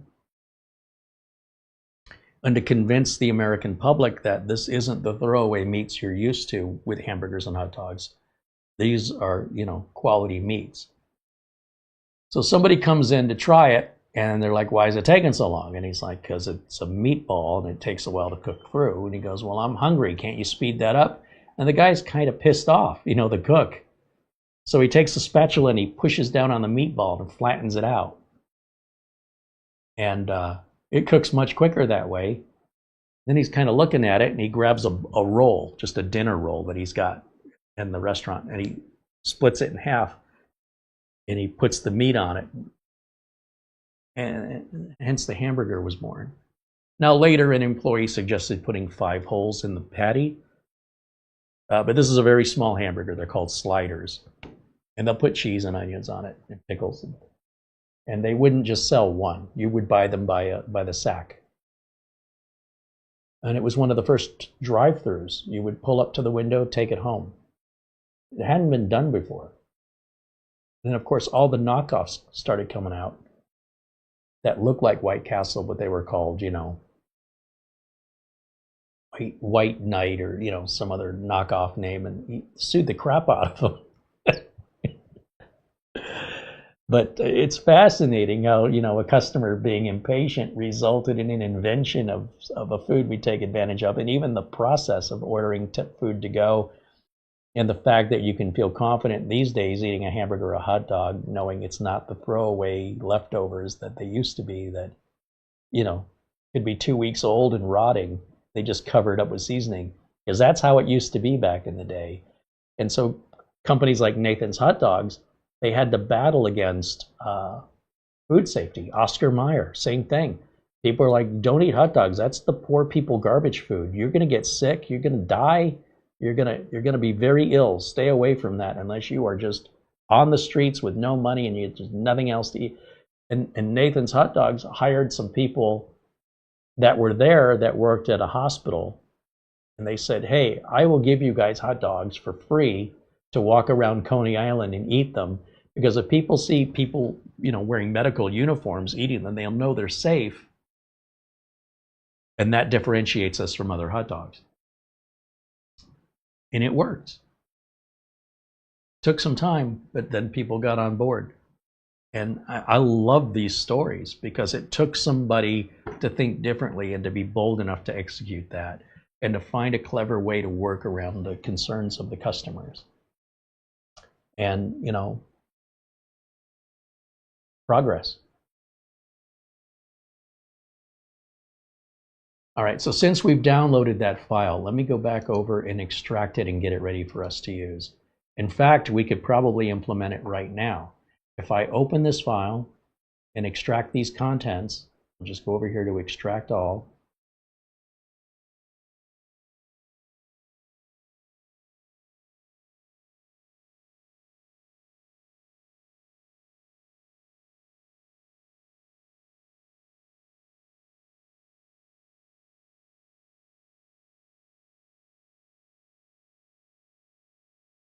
Now, unfortunately, these companies don't know which drivers you need. Like, we already have the VGA driver, otherwise I would not have been able to change the resolution. We already have the Intel network driver, but we don't have an Intel Wi-Fi card, right? That was MediaTek, wasn't it? So that may be a difference between the Pro version and the Lite version, but I absolutely will need, yeah, there's the Ethernet driver we got automatically from Windows Update. We don't need that one. We will need the chipset driver for sure. So let's run that executable file. And you'll see this will probably resolve at least half of those 6 missing devices in our device manager. Let's see. And yes, we can do this while we're still installing updates at the same time. The downside of doing it this way is if the computer doesn't boot after this update, we don't know if it's caused by the driver or the update. So by doing one thing at a time, if something goes wrong on the next reboot, you know it was the last thing you did. But if the last thing you did was 3 or 4 things, well, then you've got to isolate it down from there. Press finish to set up. Finish. Okay, so then right click and let's look in the device manager. What difference did that make? It took care of 2 of the 6. We still have 4 remaining. Well, one of the other things this Intel chip had is an NPU driver, which is further up here. Let's work our way up. Let's do the HID event and click install, run, and let's check the device manager. Was that any of the 4? It wasn't. So let's keep going. Go to the next one. Intel Ethernet, I know we've got the management engine. There's an installer. Run. Doesn't seem to have made a difference over here, so let's keep going. Let's do the serial I/O. Click install. Run. Still nothing's changed, so these are either newer drivers or different from the ones we already had. Install, run, yes. Still nothing. Intel NPU, this one could be a big one. Let's see if this makes any difference. Run. Ooh, nothing. Does it change if I run it as administrator? Just curious. So many of these have done nothing for us. I'm a little surprised. Yeah, didn't make any difference. All right, keep going. VGA, I know we've got. Realtek Audio. Could this be one of these be the audio? That's the application, the software. This is the driver. Let's start with the driver. Press any key, continue. And then if you want the software, which I do, I'm going to get it this way, install it. Perfect. So that still leaves us with these 4 devices. None of that has really helped, has it?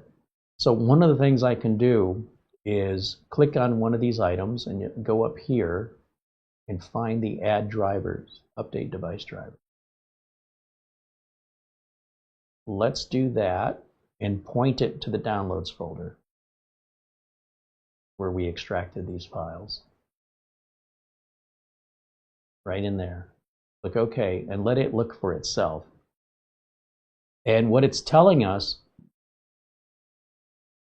it wants us to look at Windows Update, which obviously is busy installing right now, so we can't do those 2 things at the same time. We have 4 devices that are unknown. Now, usually, by installing the way I've demonstrated, you will see the device driver get updated and move out of this list. But sometimes it requires a reboot for those changes to take effect. I fully expect when we reboot, we're still going to have these 4 devices. And it's important that we know what these are going forward so we don't have to rediscover the wheel again. And these are probably the differences between the Lite and Pro version, which then suggests that the Pro drivers are not complete for the Lite version after all. Because this is a brand new model, I suspect that Minisforum simply doesn't have the driver available to download yet, and I'll reach out to them and ask them about it. Sometimes they kind of drop the ball and forget until somebody brings it up, and then suddenly within a day or 2 it's there.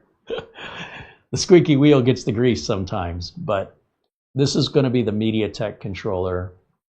This I don't know, and I don't know what these are. And I don't want to have to double click and We could do this the old school way where you go to details, you go to the hardware ID. This is all the old method we used to do. You could copy that. Again, just to show the old antiquated methods of doing things the hard way, we can identify that this is for, it says it's for a Nook hardware. I don't know what this is. It's a pain in the butt. And it's fine if some people enjoy this kind of treasure hunt. I've had my share of it in my life, and I'm happy to not do this anymore. But it is a skill set that still applies if all else fails, or you refuse to keep up with the changing times and you want to stick to the old school methods. It's still a valid way to do it. It's just a painful, slow way to do it, in my opinion. So I choose to not do it that way on purpose because I don't like it. The way I'm showing you is the way I prefer, and it generally works out very, very easily. Every once in a while, especially on a new computer we've never seen, it just came out, we run into some hard to find drivers, but we always find them. And once we find them, we keep them. We never have to find them again. You just have to do it once. But it sure is nice when the manufacturer resolves this for us and we don't even have to do that. Then it's even easier than that, right? So let me go back over here and jump over to the chat room.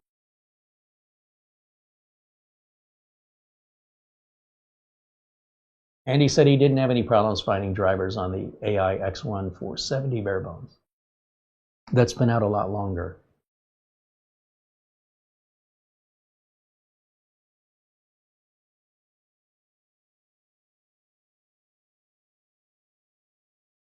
If you search for M1 Lite on Minis Forum site, it comes up for me, says Filament on Fire. Yeah, the product does, but the drivers. So if we go to the Minis Forum sales page, it should be in their catalog. When we go to the support page to locate drivers,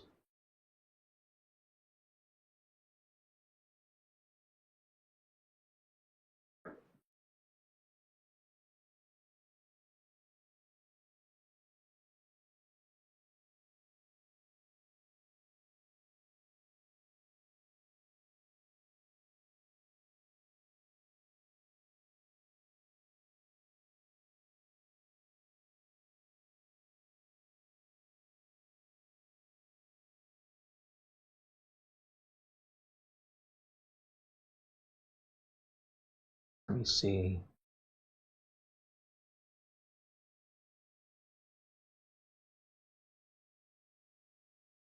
Or are we progressing over here? I've got the other screen up here. I guess I can close all of this for right now. Over to, yeah, that's almost done installing. Okay.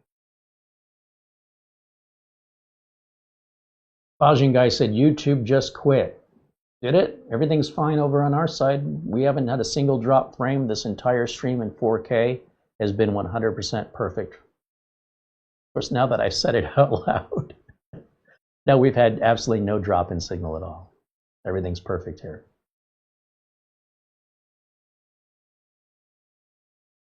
Marsman said he just replaced a dead CMOS battery in a Minis Forum NPB7. It's only 3 years old. Yeah, well, you know what? If that machine's been unplugged a lot, or if it's sat on the shelf a long time without being plugged in, it really drains those batteries much faster. The good news is you can go on Amazon and get 10 of them for like 10 bucks. No big deal. Pretty easy to switch out. It is a battery. It's going to wear out sooner or later. Andy said the M1 Lite drivers are on their support page. Oh, did I not see it? Let me take another look. Maybe I was just too impatient. Gary Tatum with a $10 super chat said the M1 Lite drivers are on the website. I didn't scroll down far enough. I wish it was the first time somebody told me that. Okay, fair enough. Let's go take a look. I appreciate the tip. Let's go verify that, because it'd probably help if we downloaded the right drivers. Let's go full screen over here for me, and then we're updating anyway, so it's not really slowing us down. And let's type in, we'll do the same thing, Minis Forum support. So normally, see, that's the store. which would have the catalog, drivers and downloads, and I typed in M1 LITE and hit search. Oh, it did come up. Well, what did I do differently? That worked. Okay, I don't know. I confused myself, but same kind of situation. Now this says there's a BIOS version 1.01. What BIOS version do we have?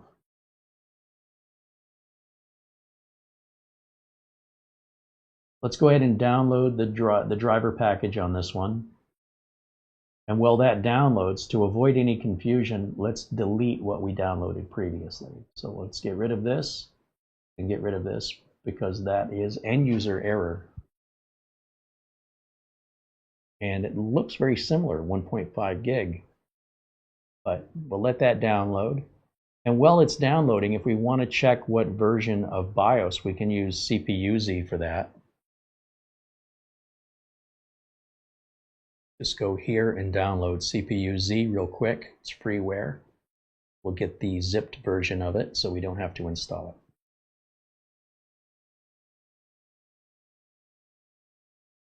This should download super fast.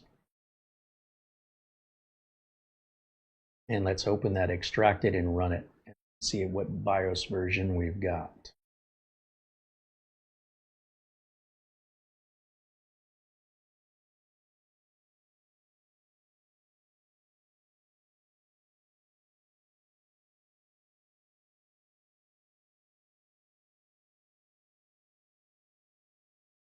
Main board, BIOS version 101. So we have the latest BIOS version. Good to know. All right. Everything else, all of our specs here. Even here under memory, it'll tell us that we only use one slot. You didn't have to open it up to see that.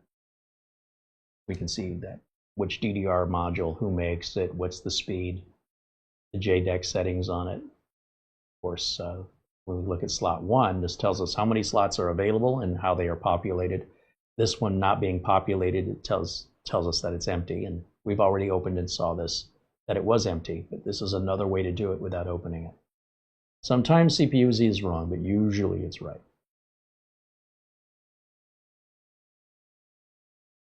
Let's go to downloads. So we're still working there, and then we're still working over here too on the installer, which is just about done. Perfect timing.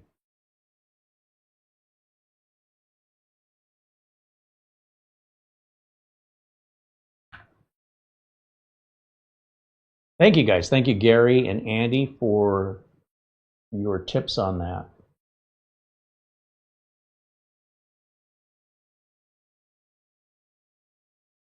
Oh, Bajin guy said his browser crashed. It wasn't that YouTube quit. I gotcha.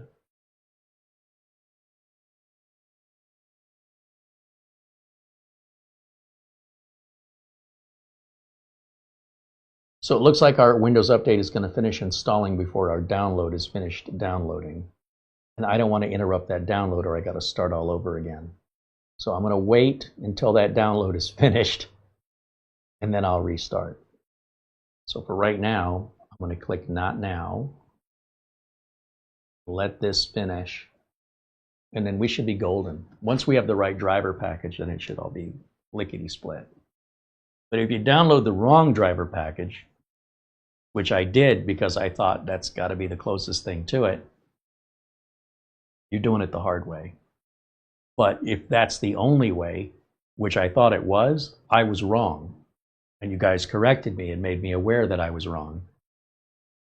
That I was working harder than I needed to work. Which again, takes longer. And it's fine when you're at home with nothing else to do, but when you're trying to run a business and a customer's breathing down the back of your neck and the clock is ticking, it does add a bit of pressure to getting the job done fast. And to do that is the opposite of working harder than you need to. It's the exact opposite of what you need to do in that scenario. And, you know, even after all this years of doing what I've been doing in this field, I can come to some pretty fast conclusions trying to expedite something, and that ends up making it take longer. The good news is that doesn't happen often. When it does happen, it doesn't negate my process. It just says that my process is not foolproof and guaranteed, that there's always exceptions. And so when I assume there's an exception when there wasn't, then I'm doing something I don't need to do, and it's taking longer than it should take. So we can learn from what I've demonstrated today by convincing yourself of something that isn't true or verified, as has just been demonstrated by the audience. So I thank you for that. Absolutely. Now I know. And now everybody else knows too. Now, because they're putting their drivers on like a Google Drive or something, I'm guessing, maybe it's OneDrive, it's kind of a slow free file share thing. Even though it's 1.5 gig and we should have been able to download that in like 10 seconds, it's not on us. That's on the other end of it. And we just have to wait. W.E. Holmes says, how do you politely inform a customer the problem was caused by user error? I try to be diplomatic, but it's not my forte. It depends on the customer. You know, if it's somebody I'm very comfortable with, I just talk to them the same way I'm talking to you. If it's somebody that I don't know very well, then I will ask them to demonstrate what they did. And when they demonstrate it and they see the problem, right, then I don't really have to say anything. You go, okay, well, if you click that, then you know this is what's going to happen from now on, right? So if you don't want that to happen, don't do that anymore. So we're not necessarily, shaming anybody, but we're also not walking away leaving them stupid by saying, it's okay, everything will be okay. Let me give you a little cuddle, a little hug. Okay, now here's your lollipop and go get your security blanket. We don't do that either. We'll look at it together. Isn't that interesting? When you click on that error happens.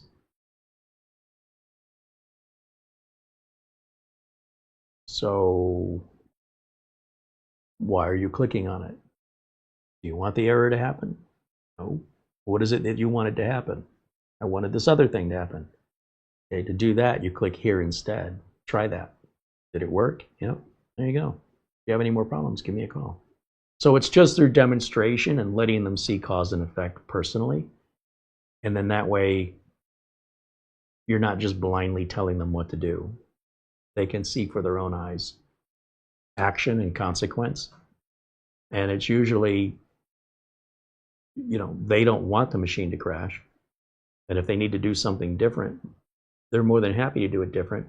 But they don't need to be made to feel stupid or coddled and condescended to. Just give them the information, let them experience it firsthand, make sure they understood it, and then that should be a problem that goes away forever. If you just blindly tell them and you're not there to witness it and to show it, there's a good chance they didn't really understand. And you'll get another call and you'll say, didn't we already talk about this? And they're not going to say, oh, well, I'm stupid and you talked over my head.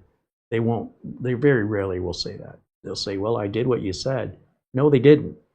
So the best way is to make sure that you witness them doing it themselves without any help from you. And they see the end result. And they're good to go from that point forward. And there's no follow-up calls after that. So I'm not trying to inform them like in a classroom. I'm helping them as an employee. In most cases, it's an employee to follow the right procedures.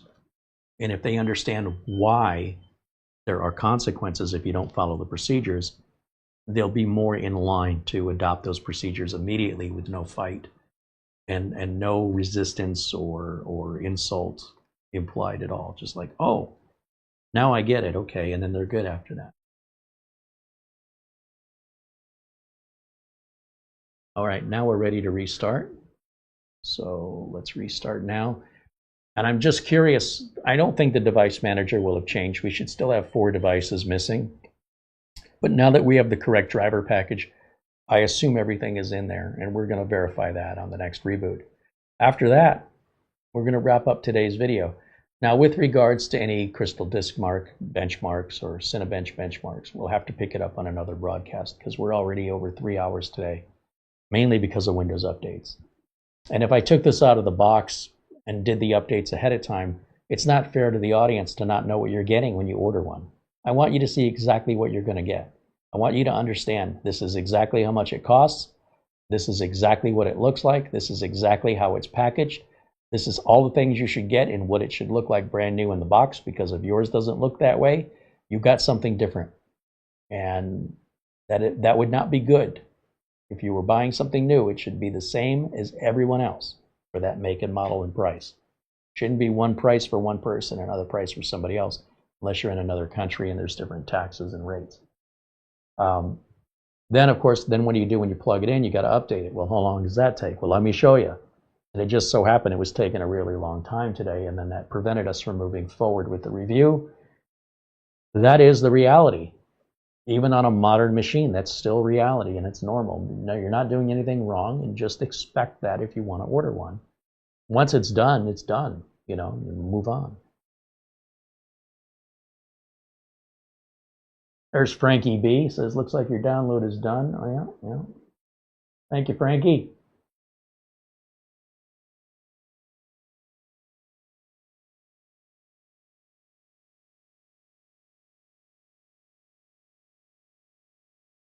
I haven't heard the fans on this, not once yet. Like, it's just dead silent. And it's got two fans, right? It's got the one underneath and it's got the one on top for the CPU.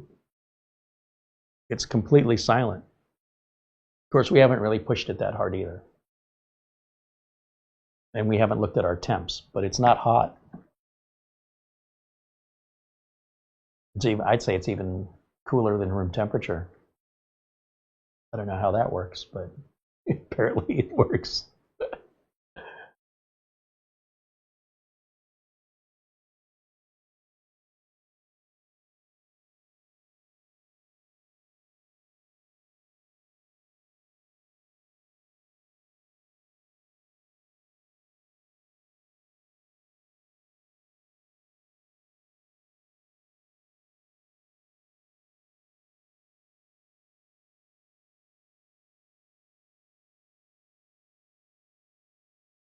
That preview update's pretty big. It takes like 3 reboots to get that update installed. And it's not really critical for our purposes here, other than to demonstrate realistically this is how long it takes with a brand new machine. And that's with 25H2 that was already installed, right, when we first took it out of the box. Imagine if it was 24H2, how much longer this process would be.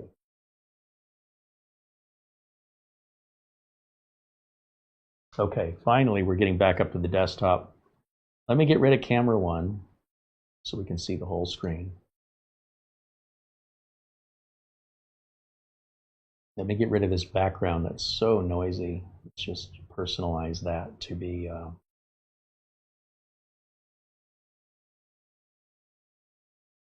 just a Windows 11 theme. Now let's look in the device manager.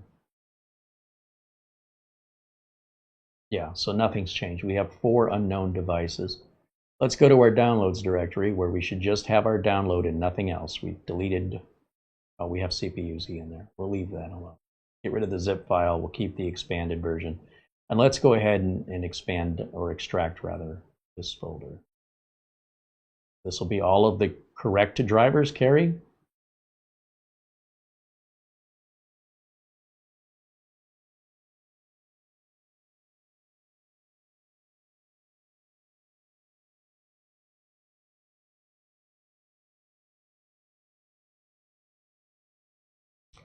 Now, if I want to take the lazy way, I still don't see MediaTek in here.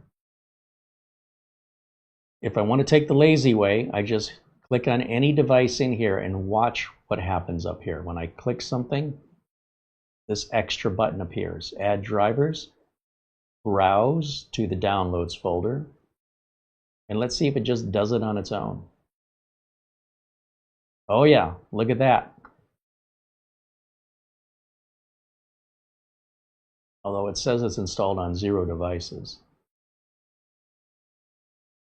So rather than going through each one of those and clicking on them and installing them, which is what they intend for you to do, as a technician, I can show you a way that's a little faster that ends up with the same result without all the complexity.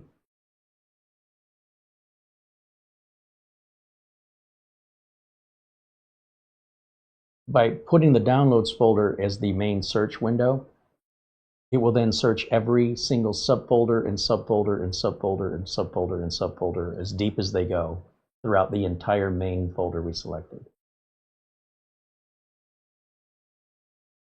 It will only pick things that it can install, and it will ignore things it cannot install. So you're not really missing out on anything, but some of these installers are executable files that you have to run, but the rest that are like INF files, they install fine this way. So let's see what it leads to. I'm curious about that MediaTek controller because I don't see it in the driver list.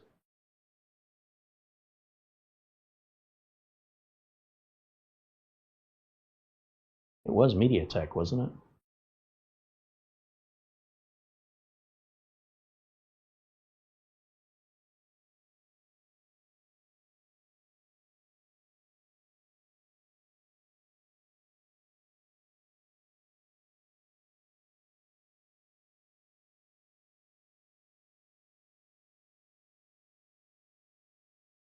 Just trying to keep an eye on this to see if these go away.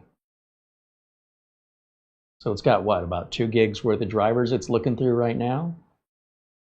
And it's just looking in that downloads folder.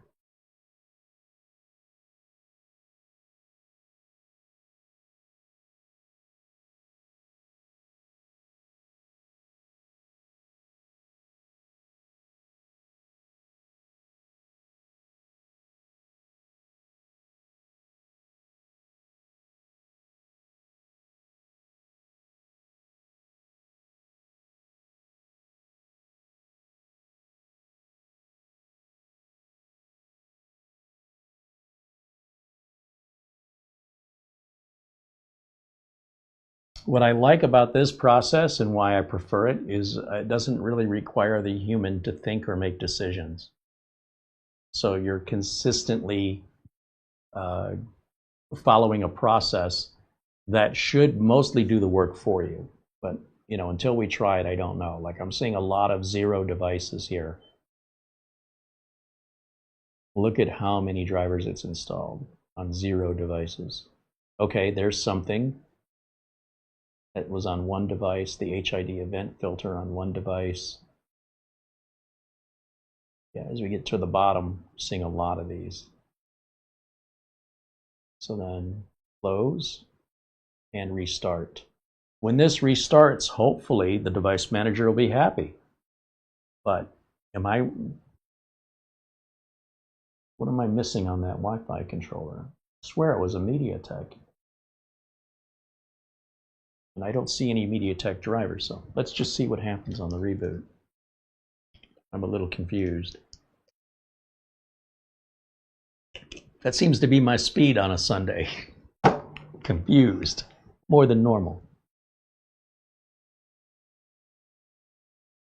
When frustration sets in, that's when things get hard. That's when it's time to step away. I enjoy the challenge and I enjoy the search.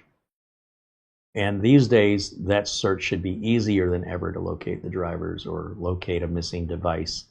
It should be very simple with a very minor amount of effort compared to what it used to take just a few years ago to accomplish the same thing. Let's take a look in our device manager and see if anything has changed.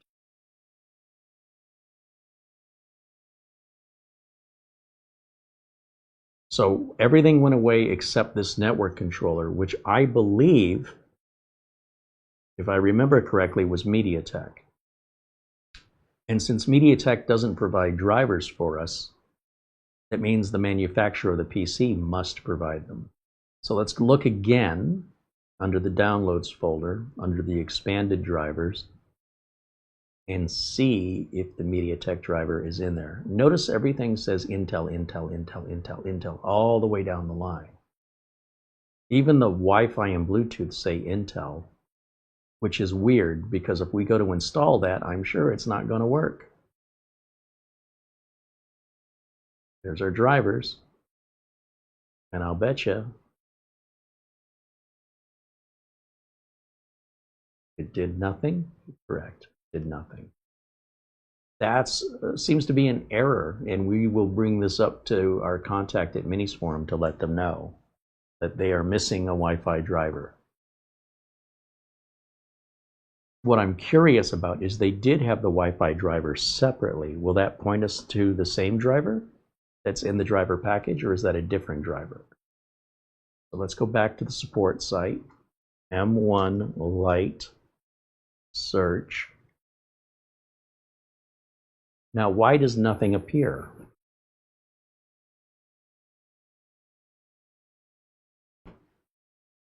That's a little concerning.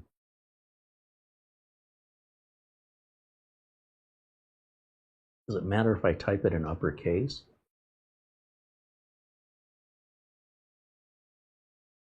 Just nothing. It's not working. Let's go back. Let's try some forums. So that was what? Minisforum.com. Let's go to minisforum.net. And let's do the same search, M1 Lite. Nothing appears. Go back again. So that's .com, that's .net. What else do we have? .eu. Okay. Support. General problem, maybe? No, these are form. These are forms. Would it be under the Help Center? Oh boy. No. Why do they have so many? Okay, I understand why you might have different support websites in different countries, but apart from language differences, what is going on? Support Center. Drivers and downloads. M1 Lite. Okay, now it came up. I have no idea. What am I doing differently? Drivers and downloads. Let's just grab the Wi-Fi Bluetooth driver. I am curious if that's the MediaTek driver. And why is it not installed inside of the main driver package?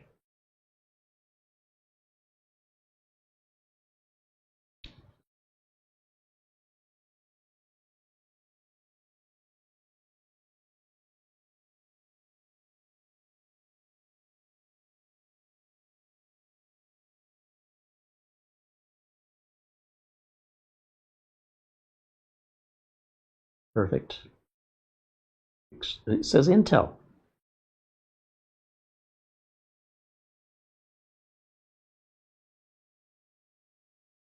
Okay.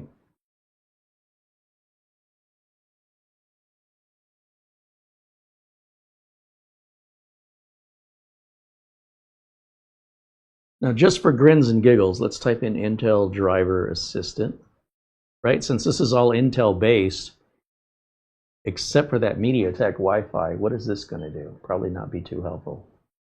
Oh, I have to allow. Normally I choose block. This is the one exception. I always choose allow because I need it to be able to look at our system specs and report them online. It's not spying on you. You know, it's like a GPS is spying on where you are in order to tell you how to get where you want to go. There's no other way to do it without knowing where you are. But these privacy advocates would make it out like they're the most important people on the planet and their location is ultra secret, and somehow the GPS is still supposed to tell them how to get where they want to go. I guess it's supposed to read your mind. Well, that would be a real privacy concern then, wouldn't it? All right, let's go to downloads and let's open up that Intel Driver and Support Assistant and install it.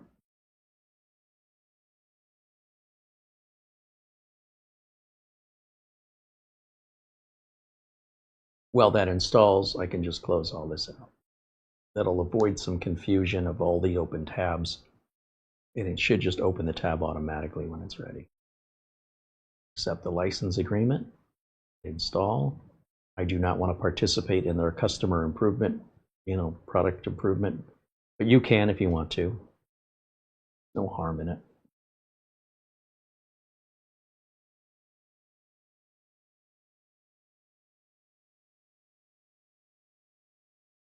So this may offer us the same drivers we already have, but just newer versions.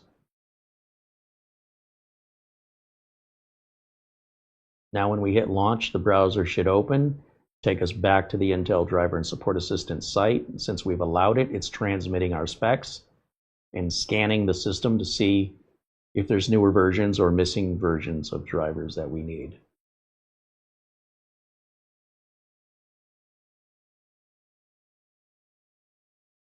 So we have a new graphics driver and an NPU driver.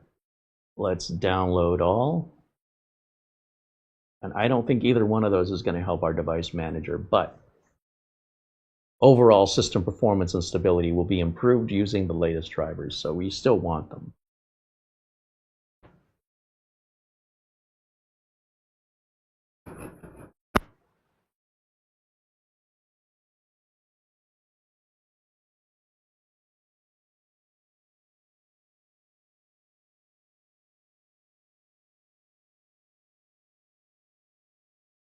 Also, without CPU-Z, we can still see our BIOS version right here.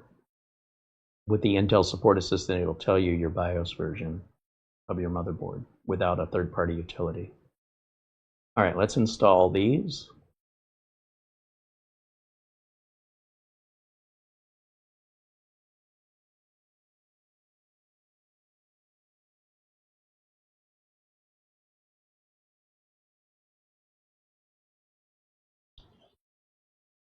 That graphics driver is a big one, so it does take a minute to extract and to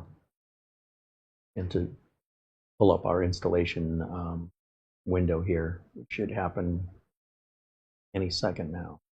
What I'm watching is down here. I'm looking for anything to pop up. If it doesn't appear directly on the screen, it could be behind the window.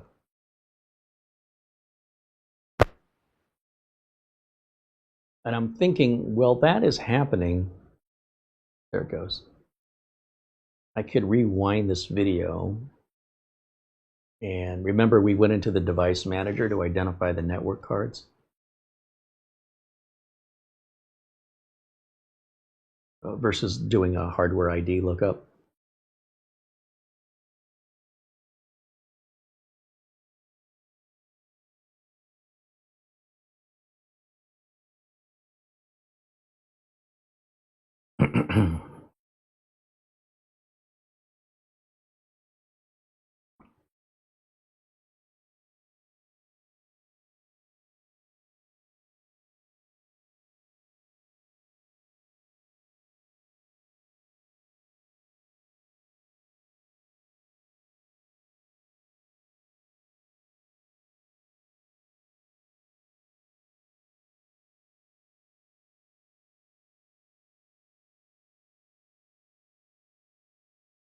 I'm hearing fans, but they're coming from the streaming computer. The mini PC is just quiet as all get out.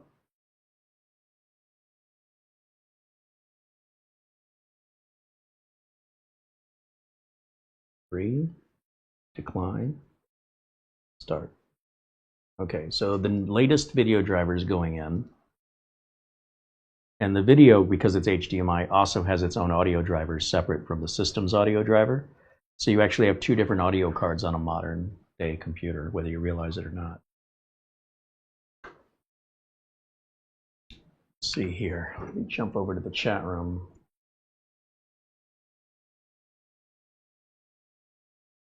Frankie says, can you check the Intel Assistant on my mini PC? Make sure it's up to date. Absolutely, Frankie. You got it.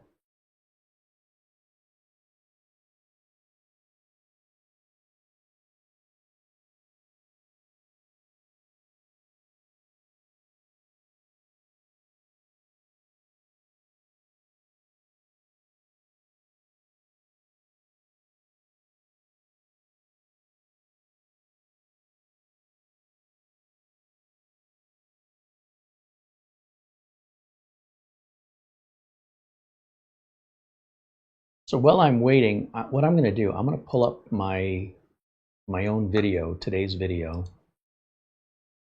And I want to bring up the screen where I get into the device manager, and I want to re-examine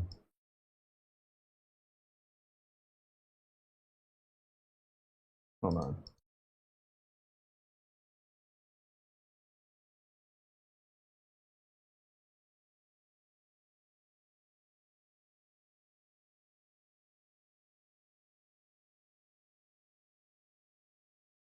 Let me pause it there and let me share it with everybody here.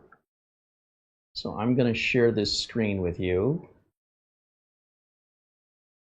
right here. And that was the device manager as it came out of the box.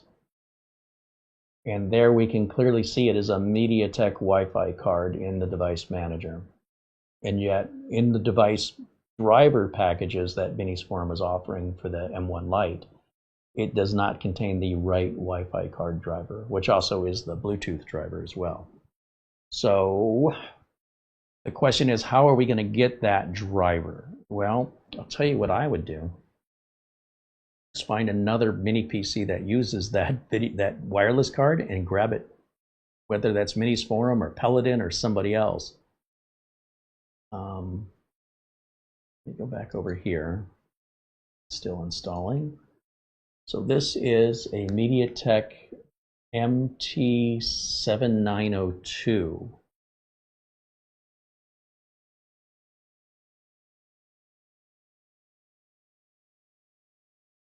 So I'm going to bring up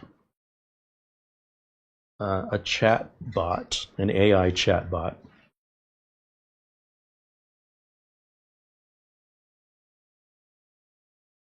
And talking into my phone, let's try this out. Where can I find a MediaTek Wi-Fi 6E MT7902 wireless LAN card driver for Windows 11?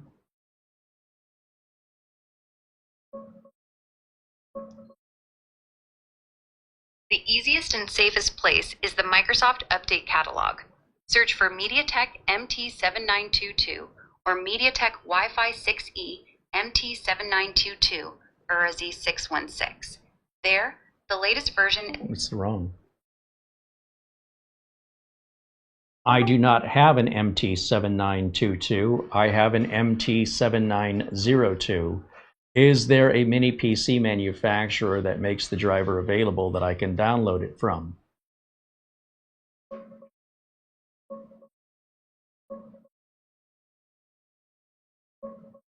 Gigabyte makes the driver available for their GCW Wi-Fi 6E card, which uses the MT7902. You can download the latest Windows 11 version directly from their support page at gigabyte.com. Search for GC-Wi-Fi 6E under PC accessories. It's version 3.05.00.1349 from late 2025. HP also has a newer one, version 3.5.0.1349. Grab it here. ftp.hp.com/spq/sp165501-16600/sp165645.exe. It supports the MT7902. Check your mini PC brand support site first, like Ace Magic, B-Link, or whoever made yours. They often repackage these same MediaTek drivers. If you tell me the exact mini PC model, I can point you to the right page. My exact mini PC model is a Minis Forum M1 Lite.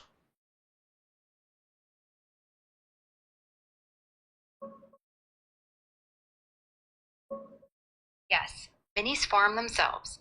Go to their support center at minisforum.com/pages/support-center and look for the drivers and downloads section. Enter your M1 Lite model there. They should have a specific driver package that includes the MT7902 Wi-Fi driver for Windows 11. If it's not listed yet, it's a newer model.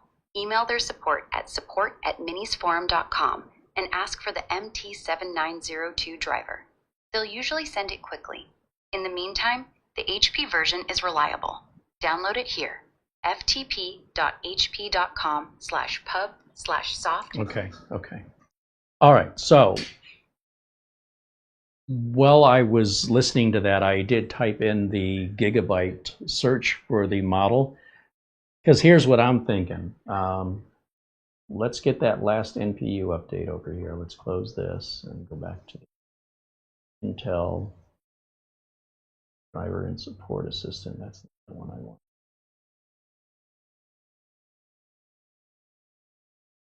That's the one I want. Let's do the MPU driver.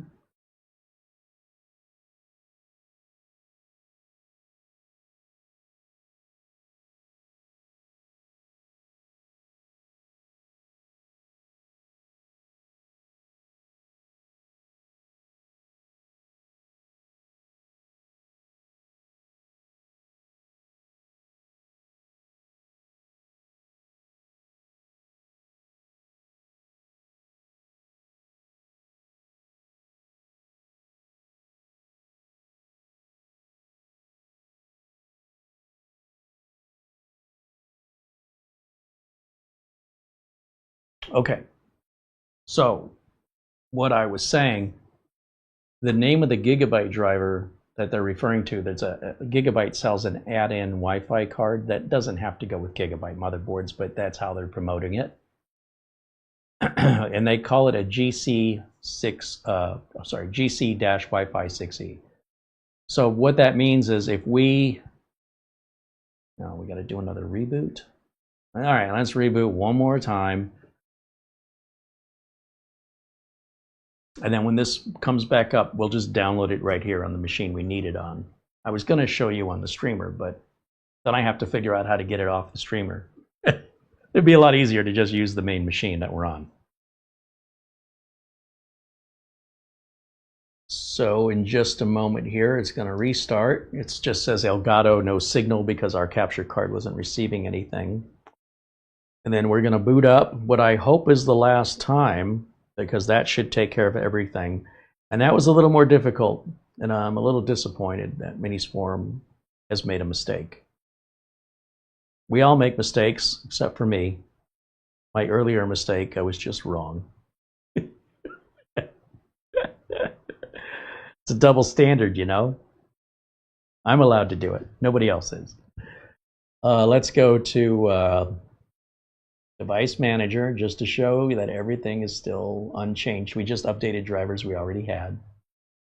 And that's our MediaTek controller that's missing. So if we follow Grok's advice, it said to just search for EC Wi-Fi 6E Gigabyte. And why does this make sense? Well, look at what this thing is. If you click, well, that's Amazon. I didn't want to click on Amazon. Gigabyte, the very first link. It's just a portable M.2 adapter that converts it to PCIe. And that adapter is the exact same adapter that's installed on this mini PC directly onto the motherboard, this Wi-Fi card. Not this adapter. All this adapter is it converts the format from this plug to that plug. So the drivers should be exactly the same. And if that's true, and this is kind of a weird thing to have to do, honestly, but if we close this and then go to the support side right here, support, right here should be the driver. So there's the Wi-Fi and there's the Bluetooth. These are what need to be included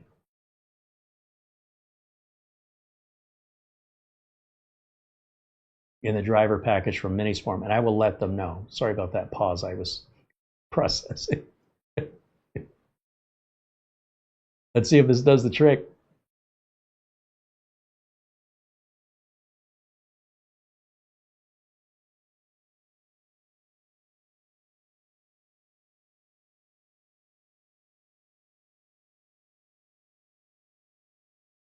One. Let's do the other one. Is that under downloads? And we wanted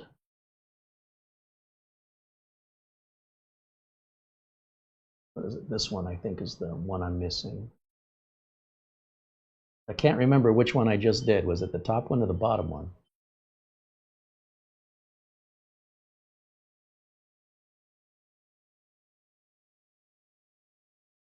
Yeah, I think that's the one I just did.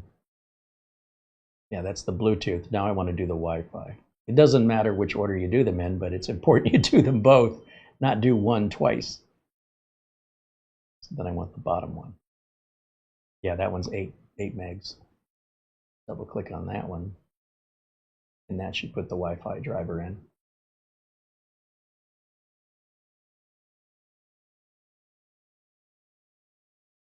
You notice it's not giving us any errors. It's not saying, hey, you don't have any driver that this matches. It's going in as if we had a, oh, maybe it does. It's probably not have installed correctly. That's fine. We'll just say it installed correctly. And let's right click and go, wait, what is this? Wants permission for something? Say no. What is this? This program installed correctly. This program installed correctly. Let's get rid of those errors. Not sure why that's happening. Let's close this out. Let's close this. Let's close this. And let's look at the device manager now and see if that's made any difference. Boom. All happy. That was what we were missing. Now the Realtek Wi-Fi the USB adapter, I can go ahead and unplug that now and that'll disappear.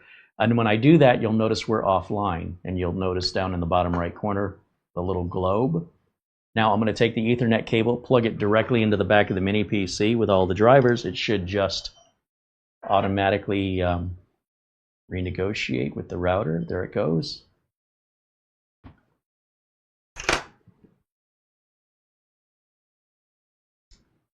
And everything is good. Okay. Well, we learned that one the hard way, but that's all right because we can help Minisforum out and let them know so that other customers won't have to go through that. And I'll just go back to checking for updates just because I can. Anything I would do at this point would be like running the Uncle Carrie's Windows 11 optimizer, installing VLC, doing a disk cleanup, installing PC Manager, put the screws and the feedback on it. And then, of course, we can, hey, Sable the cat, stop scratching. Boy, she's like in that corner today. We got to put a little thing up there for her to scratch on. I need just what I need to put Studio C back under construction again. I need a break from that for about 10 years. Anyway, yeah, that was a little disappointing, you know, that they're missing that one driver. It's also a little disappointing that the search isn't working consistently on their site. So I'm going to inform my contact at Minisforum that the number of times I've searched, the search came up empty, and other times the search came out correctly. So I'll let them just be aware of that so that they can replicate and repair that issue, whatever that is.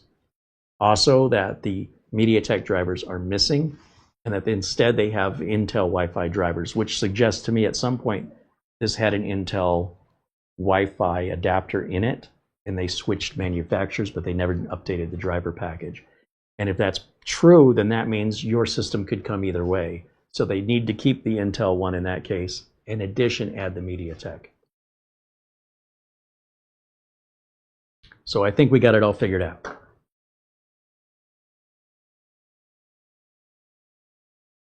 But as you can see, the Gigabyte drivers, they're not Gigabyte drivers, they're MediaTek drivers.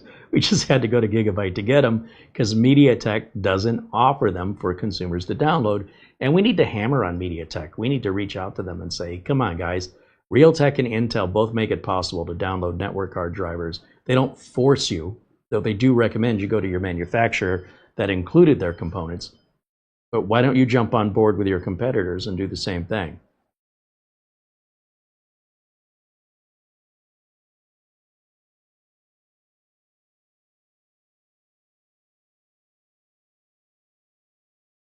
Andy said Minisforum dropped the ball on this. It does appear that somebody has made a mistake. We don't know that they're aware of it. But once we tell them, they have a very good history with addressing it and appreciating it and not being defensive and coming up with excuses. So, while it's unfortunate,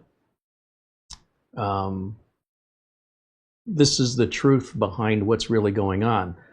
If I was a product reviewer and I went through this off camera in process of my review and reached out to Minisforum and then waited for them to address it so that my review would never acknowledge that ever existed, is that dishonest? Because that's the way most reviews are done.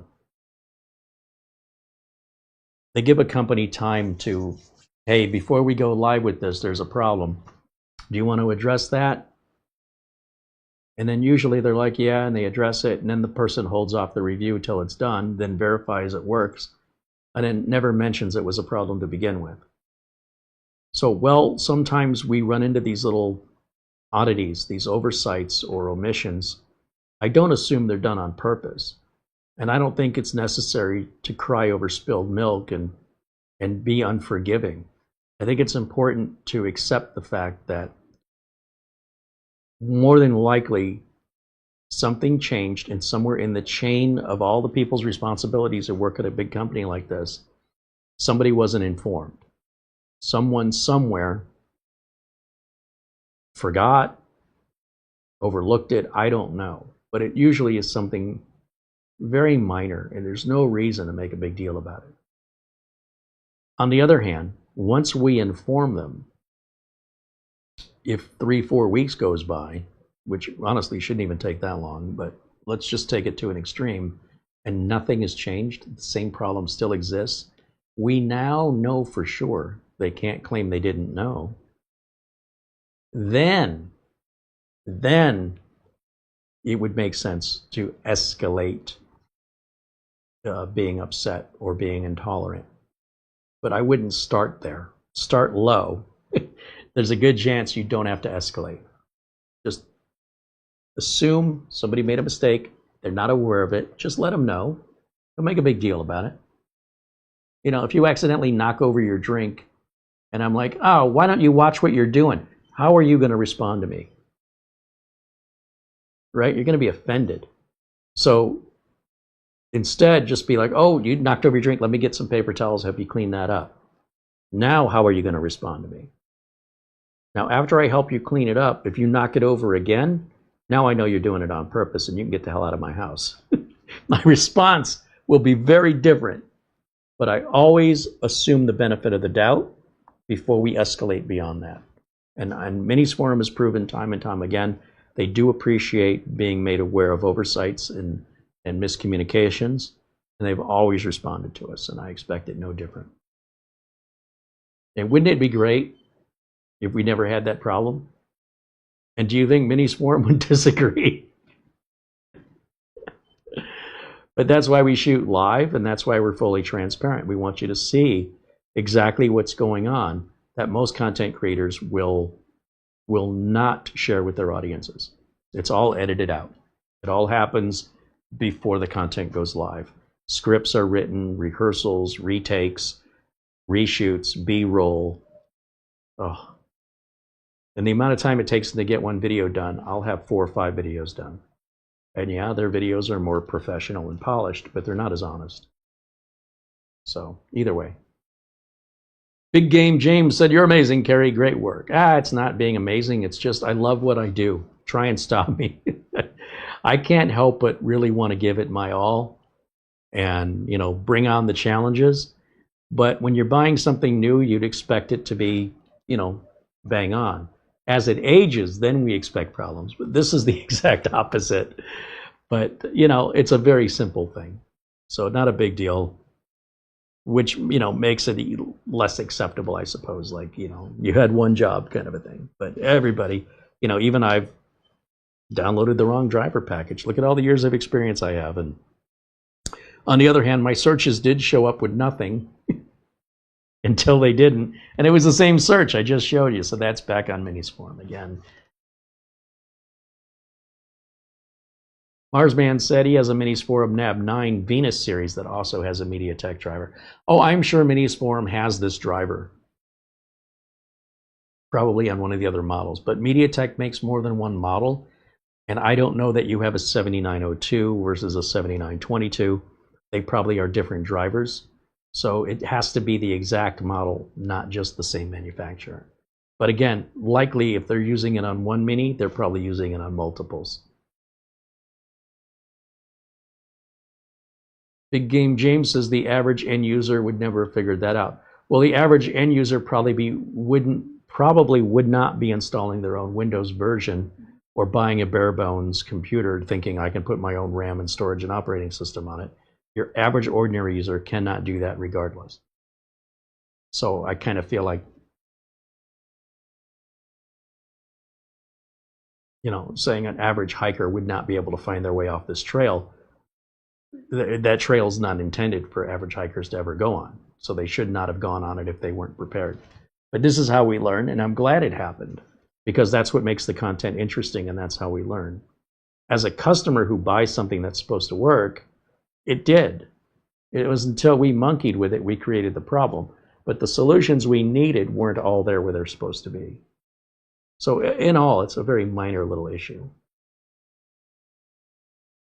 Andy said most content creators don't go this deep anyway. most content creators can't go this deep because they don't have 35 years of experience in the industry working as a professional. They're just hobbyists playing at home, wanting to make YouTube content. There's no rules saying you got to do one or the other. So there's a variety of content that's entertaining and some educational and some in the middle. I hope mine falls under edutational, edutainment, but you know, I've been paid to do this kind of work now for 3.5 decades. And while things have changed, a lot of things are still kind of the same. And my goal in all of this is to introduce you to the product, make you aware of it, let you know whether or not I recommend it. And if there's any problems, show you how I resolve them. Nothing I have learned is anything you can't learn. I just can't force people to be interested or care. So the fact that you're here and enjoying it, I appreciate that very much, because otherwise I'd still be doing it. I just wouldn't have anybody interested to share my stories with. But you can do everything I'm doing. It's all very simple. And once you learn it, like I said, even 35 years go by and it's still the same concepts. The hardware changes, and maybe the way that we process it goes a little differently, more efficiently. And more, Windows Update is providing everything for us. You know, that Gatorly machine we looked at the other day had every single driver we needed in Windows, or through Windows Update at least. And all we had to do was download the AMD Adrenalin and the chipset driver as part of that. No drivers were necessary. I'd like to see that with Windows. We are getting there slowly but surely. Marsman said he says he's got the MT7902. Then that is the exact same driver. So what that means is, if Marsman has the, what do you say, it was the NAB9, then in theory the NAB9 Wi-Fi driver should have been the one that all they need to do is copy it from one directory on the server to another to include it with this. But let's take a look at it real quick. We're not quite at 4 hours. Crazy. Let's go to the desktop over here and check for dates. While that's running, let's see, I got to go full screen. I can't see this. Okay, now I can see. Okay, so Minis Forum support drivers for the NAB9. So you said NAB9. A 9 and a 9 Plus. Now, there's a Wi-Fi and Bluetooth driver here. It does not specify if it's Intel or MediaTek. This is the same one over here. We'll just grab them both. They only take a second.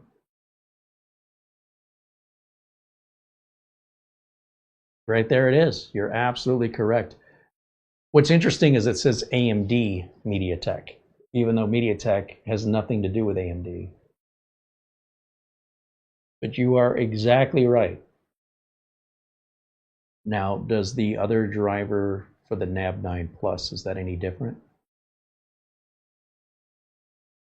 Oh, so this covers the gamut.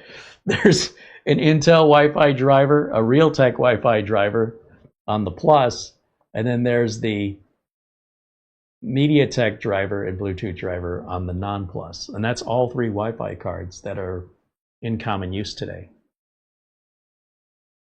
Fascinating. So really all Minis Forum has to do is put that same driver and just add it to the driver package, and then they're covered. There we go. Little help from my friends. Thank you guys. Save me a little research, and I'll just tell Minis Forum, and they don't even have to look it up. I'll say, you guys already have the driver on the NAB9. Just make it available on the M1 Lite. Job done. And figure out why search sometimes works and sometimes doesn't on the M1 Lite, and we're good to go. Those are very minor issues. Thank you, Marsman. Thank you, everyone else, for your help today. Gary Tatum and others for helping me out. Takes a village.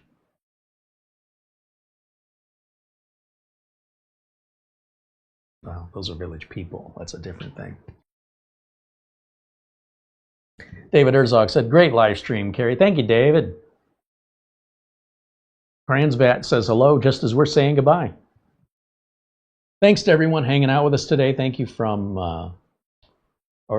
to Buster and Mark Gaines for their Amazon gift cards prior to the show in lieu of Super Chat. And Andy says, thank you, Carrie and Mara. Well, thank you, Andy. Good to see you, my friend. I hope you're doing well. I hope your mini PC addiction is I hope rehab is going well. He's like Christopher Walken, instead of more cowbell, I need more mini PC. Clang, clang, clang. Gotta love the enthusiasm.